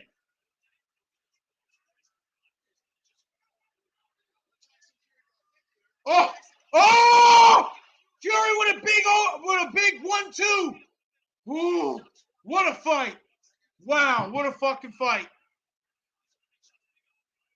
Wow.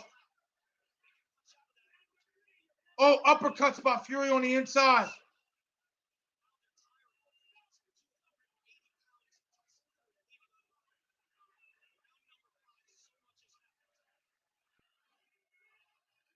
Oh, good jab by Fury. He seems like he's got a little bit more energy right now. I'm not going to lie. Oh, Wilder with a big right hand down the middle. Another one. Another jab right. Fury's backing up. Another one by Wilder. Left hook. Right hand again. Fury's holding on.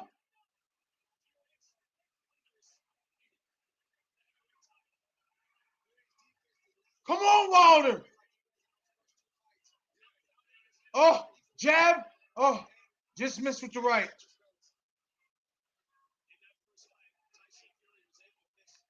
Oh, they both go for the right and miss. They both like collided like that.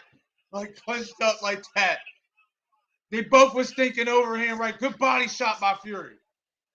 And he pushes Deontay to the ropes.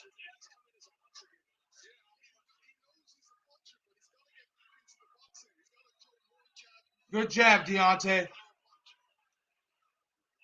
Oh. Fury attempted to jab but missed, so now they're in a clinch. Wow. What a fight. Oh my God.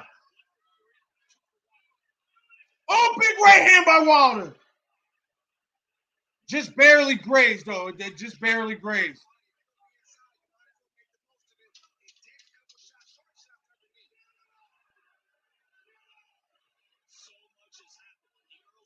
Wow. Wow. What a fucking fight, you guys. What a fight. So far, through 5 rounds. I don't know how to score that last round either. They both had their moments in that round. I don't know.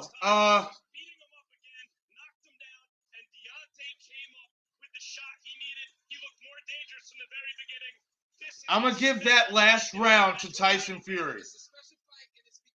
Just because I felt he was a little bit more active than Deontay. Deontay did have his spurt where he caught him with a couple good right hands, had him against the ropes. But other than that, Tyson was a little bit more active in that round than Deontay in the 5th round. So I scored the 5th round 10-9 for Fury. Wow, like You've been scoring too, right?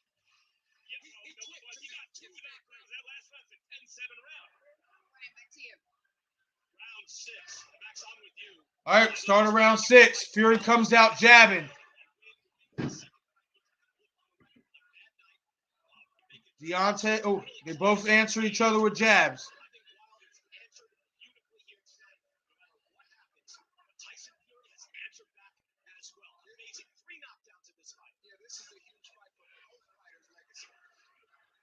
Well, Tyson did land a right hand earlier, and my guy's still standing there. So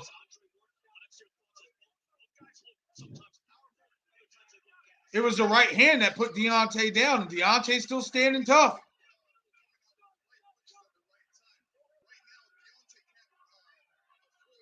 Ooh, nice right hand. Nice right hand, left hook by Wilder. Ooh. Yo.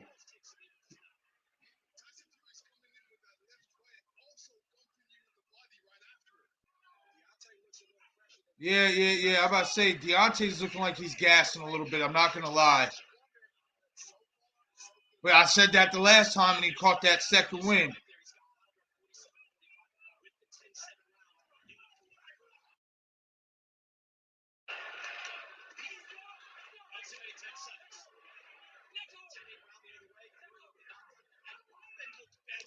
Oh, big right hand by Wilder. He backs Fury up.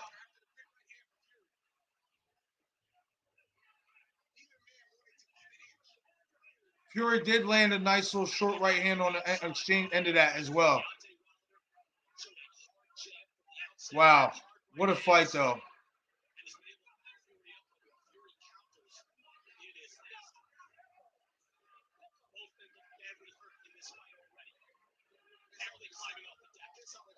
Oh, bit nice 1-2. Oh, nice 1-2s by Fury. Oh, left hook by Wilder. Oh, right hand by Fury. Ooh. Oh, big right hand over the top by Wilder.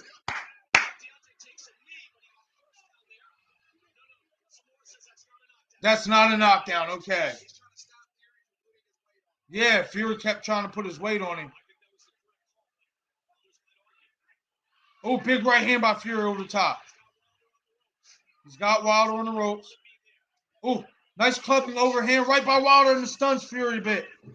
He landed 2 rights right there.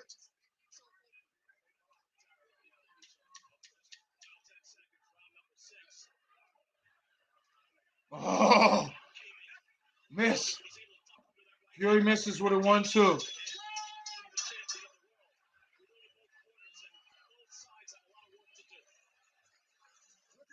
I gave that round to Deontay. He landed the better shots. Round 6 goes to Deontay, 10-9. So, add this up real quick. 20, 28, 38, 47, 57. 57. Just great exchanges from both 19, guys. 29, 36, Every time a fighter makes a 36. mistake, the other one tries to catch. I got it 57 and 55 in favor of Wilder. Keep in mind, Wilder gets 2 points for the 2 knockdowns in round number 4. It was a 10-7 round. And you see the uppercut by Fury because Deontay puts his head down. He's got to be careful when he's tired not to put his head down. He's got to keep his composure and keep his head up. As we said before the fight, you think you know, but you don't know. And round 7 here, 3 knockdowns. All right, round number 7. Oh, nice 1-2 by Fury. And he's holding that weight again. All right, now he clinches out. Good body shot there on the inside by Fury. Deontay is getting away from the body shots, and he's starting to headhunt a little too much. I want to see him go back down to the body like he was earlier. But I feel like he's tired. Ooh. Nice. Nice inside work by both guys. Yo, Deontay, I ain't gonna lie, he looks so tired. And he keeps throwing those big shots. Like, oh, good body shots there, though, by Deontay. That's what he needs to do more. Dig a little bit. And Fury keeps putting him in that headlock. That needs to stop. Oh, big overhand right by Fury. Off the jabs.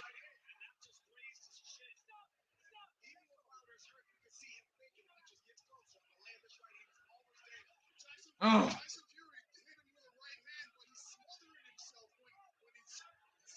Good body shot by Fury. Good body shots again. Fury's just definitely trying to use his weight now, bully him to the ropes and just smother him, which is smart because of all that weight. Oh, nice overhand. Oh, if he would have landed with that left hook. Oh, big right hand down the middle by Wilder.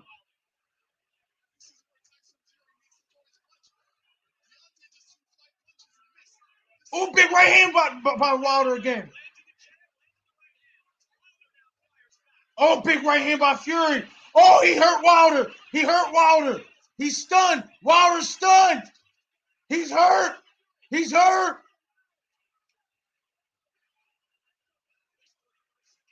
Oh, he's hurt. He's hurt. Wilder's hurt. He's hurt. Oh, he's out on his feet. He's hurt. Wilder's gassed and he's hurt. Oh, that headlock again. Stop headlocking, man. Oh! Wilder throws the right hand. 10 seconds left.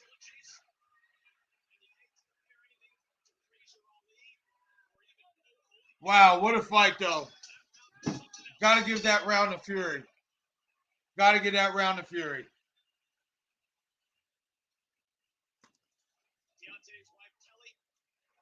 Wow, what a fight so far, guys. Wow, what a fight. This definitely exceeded anybody's expectation. Nobody expected it to be a fight like this. Nobody expected it to be a fight like this. Wow. Wow. And then round 4, we had the 2 knockdowns. Oh. There's the big right hand. Caught Fury on the way in. Fury thought he could take it, but when it landed, what a fight. Wow. All right. We're heading into round 8. Let's start the side of the head, but that is a knockdown. Deontay Wilder has only landed 2 jabs in the last 4 rounds, but I'm throwing the punch stats out the window at this point because it's a war. It's a war. Both guys look like they might not be standing. All right, Fury's coming forward, jabbing. He just looks fresher. He just looks fresher. You're right, Ed. Respect to both guys. But Fury just looks fresher. I'm not even gonna lie. Deontay's backing up. Look like he's just trying to bide some time. Yeah, and he's moving right into what Fury wants.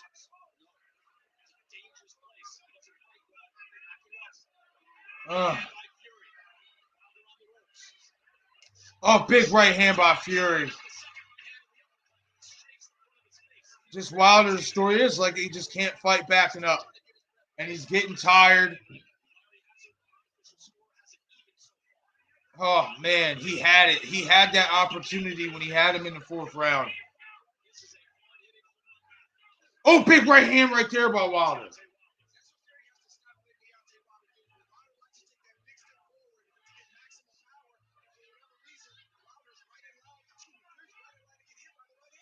Wilder against the ropes. Ooh, slides out the way. Ooh, nice left hook by Fury. Ooh, big right hand by Fury.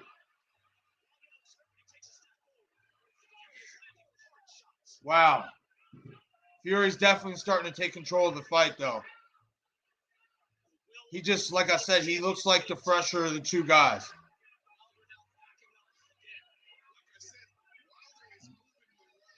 Wilder, he's just tired, man. He's so tired. Big right hand by Fury. Another one stumbles. Wilder. Wilder goes to hang on again. Tyson Fury starting to dominate. Oh, big right hand again by Fury. Oh, Wilder. He has a good chin though. You got to give this guy tons of credit for the heart and for the chin, man. Oh, nice right hand by Wilder. Still trying to fight back.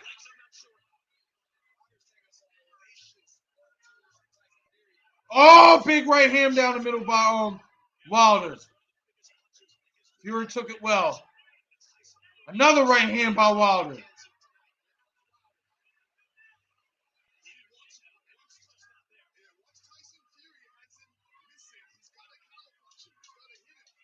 Oh. 10 seconds left in the 8th round. Oh, Deontay tried to haymaker the shit out of him right there. But that's another 10-9 round for Tyson Fury. And that's the end of round 8. So far through 8. This is from this round, 7th round. And watch Deontay Wilder land with that shot, the right hand, but he's seemingly like grabbing his wrist or his hand. 75. Yeah, he might have heard it. 75. He might have heard it. 19, 36, 56. Wow. Again, those are big shots from Fury. He is the puncher here tonight. But he's been down twice. That's wrong. Wilder's made a beautiful account of himself here tonight. Dog right leg hard. Catch the damn jab ball. He can't keep going right hand. We are wondering if something has happened to his right hand. The hand gotta keep moving. We don't know. We're just looking at it. He seems to be clutching at it. All right, round number 9. I'll tally this up at the end of round number 9. What's going on? Oh, okay. What?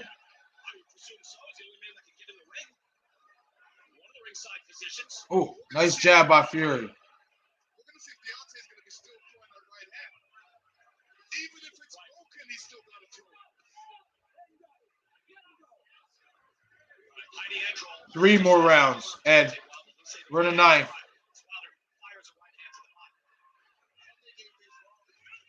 Ooh, left hook by Fury.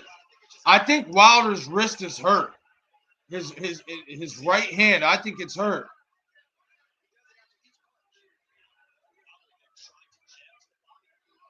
We're in round number 9, Ed.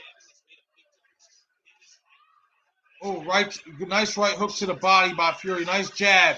Nice combination by Fury. Got Deontay up against the ropes. Ooh! And Deontay comes back with a big right. He comes back with a flurry of his own.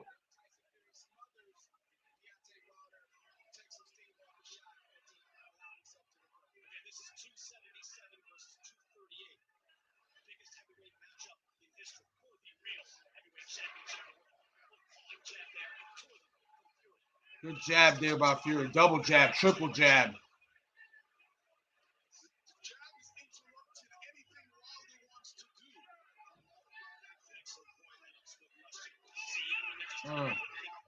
Another jab by Fury. Another jab by Fury. Big right hand. Oh, he hurts Wilder again. Another combination.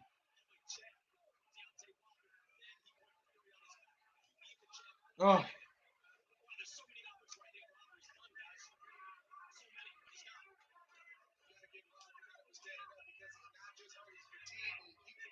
Deontay is just tired. He just has nothing much to it. He's got to try to get his own shot in there to kind of take some of the play away from Tyson Fury right now. And that's the jab. He's got to get that jab going. Right now, Tyson Fury. Yeah, that's what I said. Can you hear me?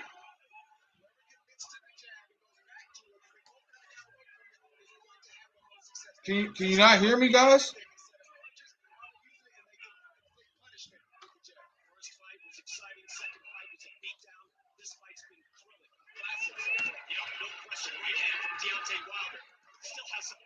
Oh, okay. I was about to say. Yeah, I said it was around 9. Oh, big right hand by Fury. Oh, left hook by Fury. Fury sneaks in that little uppercut in there. He's been doing that the last 2 fights. Ugh. Oh, nice uppercut by Wilder. He's hurt. Fury's hurt. Fury's hurt. Oh, right before the end of the round. But you got to give Fury that round because it was just mostly he was mostly doing all the work.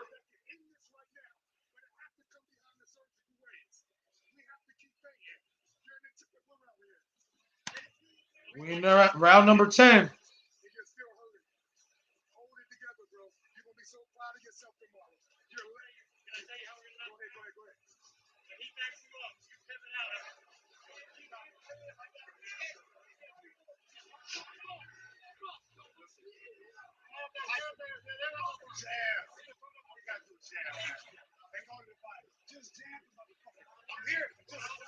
Oh no, you're good, Ed.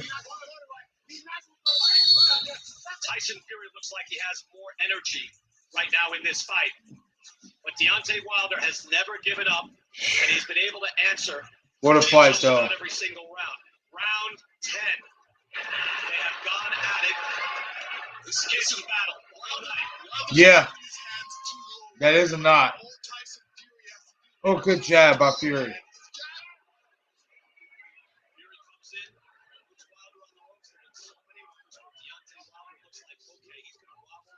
Okay, well, Deontay's slowly pushing Fury back a little bit, so that's showing some.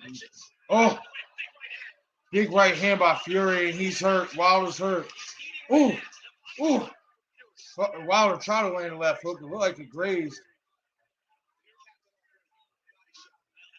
Fury's just using that weight and trying to pull him to the ropes. But Deontay, much to his credit, is pushing back. He looks like he's got some more energy than he did the previous rounds. If he can just get some separation. Ooh.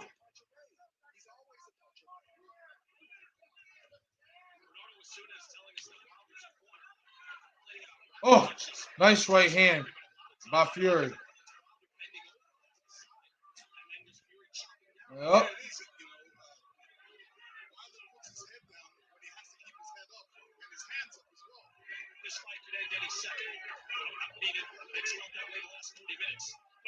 Oh, good work on the inside by Fury. Yeah, it was nice body shots. Oh, big right hand drops Wilder. Big right hand drops Wilder.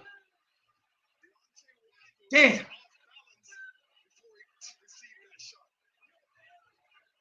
seems like he's okay, though. And he puts his hands up. He's coming towards the ref. Yeah, he seems like he's good. Oh, big left hook by Fury. Big right hand by Fury. He's trying to finish.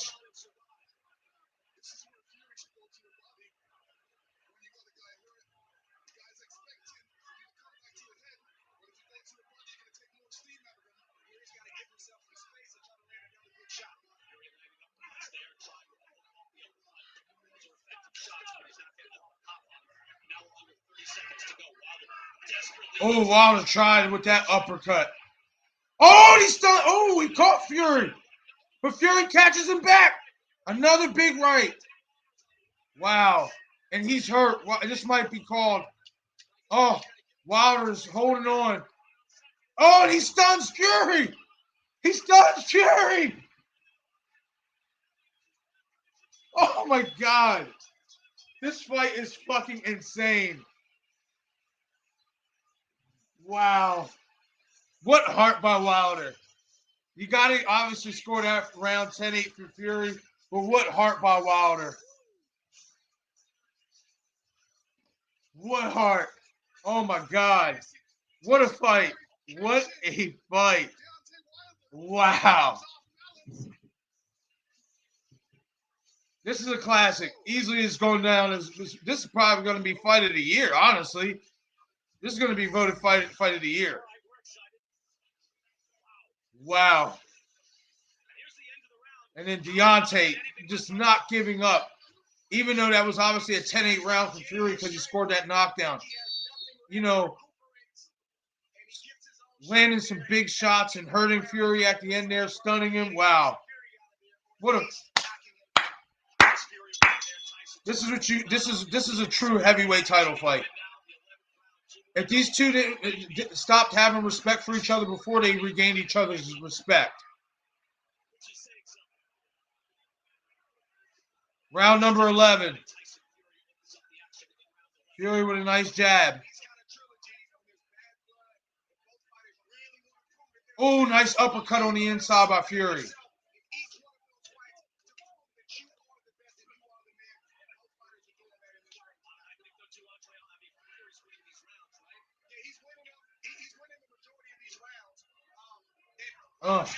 Oh, big right hand by Fury over the top. Oh, nice uppercuts on the inside there too by Fury. Another right hand by Fury.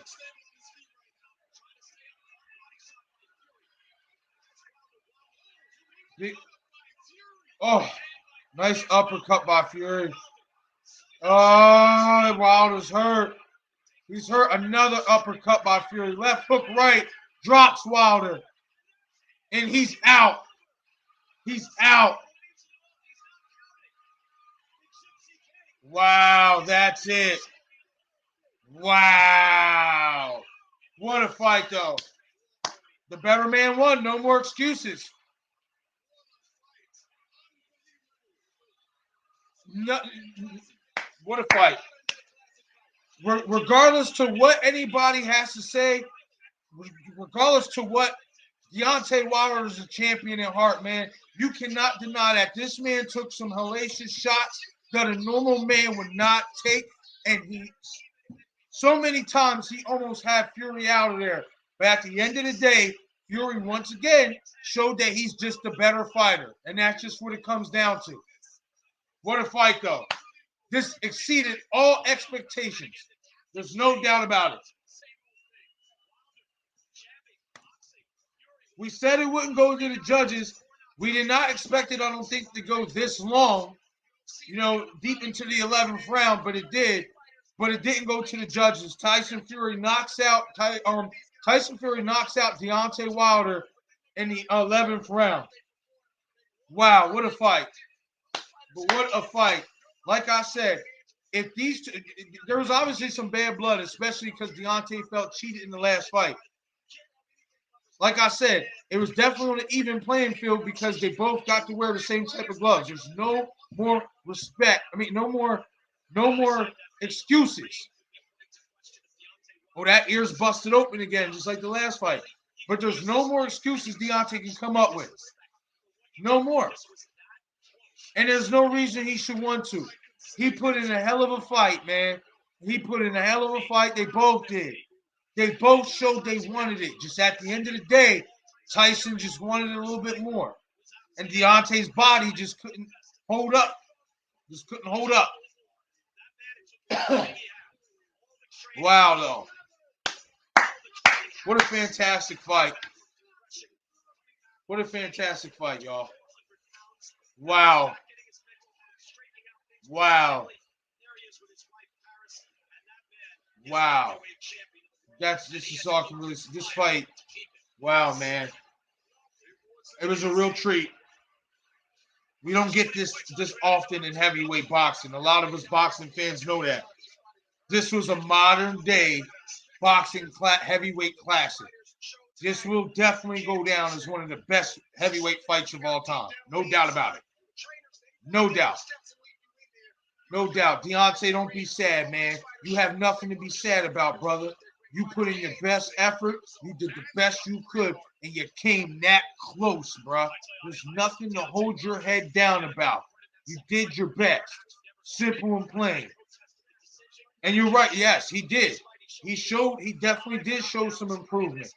He did show some improvement, Ed, but once he got that knockdown, that's when he fell back into the old tricks of headhunting and not going with what set that shot up. He set that shot up. The jab and the jab set it up for the short right. And then after he did that, he stopped setting it up. It's crazy. And no doubt, Ed, anytime, man. Anytime. Most of the time, I'll be on here doing it. So hopefully you hit the subscribe button and you hit that notification icon so you get all the latest updates when I will be going live doing the commentary, etc. My next commentary will definitely be UFC 268. So I'm going to definitely get that out ahead of time so, you know what I mean, we can get that on the ball for the schedule. You know what I mean?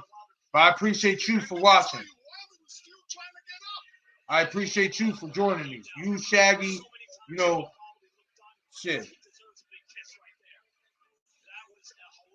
High grade gaming, all you guys.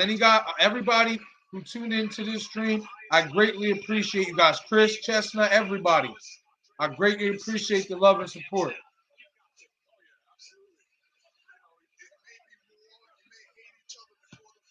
No, there's nothing to be sorry about, brother. Shit, you said it right. Commentator, however you want to put it, bro. However you want to put it. But what a fantastic performance by both men. It's just, like I said, at the end of the day, there's no more excuses for Deontay Wilder. You know what I mean? He got beat by the better man. And that's just what it is. Yeah, he slept him. He did. He slept him. He slept him. He slept Deontay. That right uppercut followed by that clubbing right hand over the top. Wow. What a fight, though. Hats off to both fighters, man. Hats off, man. This fight was full of thrills. It was a true treat. And I appreciate anybody who stopped by the stream, hung out with me, chatted it up with me. Hopefully hit the like button and subscribe to the channel. The support is greatly appreciated. As well as hit that notification icon so you get all the latest updates. As well as if you want to make a donation to the channel, hashtag 717STL is the Cash App link. You can also find that link in the YouTube description on the right hand side of my photo on my YouTube description. But once again, Tyson Fury ends the trilogy between him and Deontay Wilder in grand fashion with an 11th round knockout. So watch this fight. Hit the comment section. Let me know what you guys think about both guys' performances. Genuinely, like I said, Deontay Wilder has nothing to be ashamed of. He showed the heart of a warrior, the heart of a true champion. There was times in this fight where he was gassed out and he kept fighting, kept landing his own big shots, almost knocking out Fury many a times his own self. But at the end of the day, Fury showed why he's the best in the game right now, guys. So I'm going to get out of here for the night. I appreciate the love and support. This is 717 Sports Chat Live. I am your host, Marcus James Witherspoon, and I'm out for the night, guys. God bless and be safe, everybody.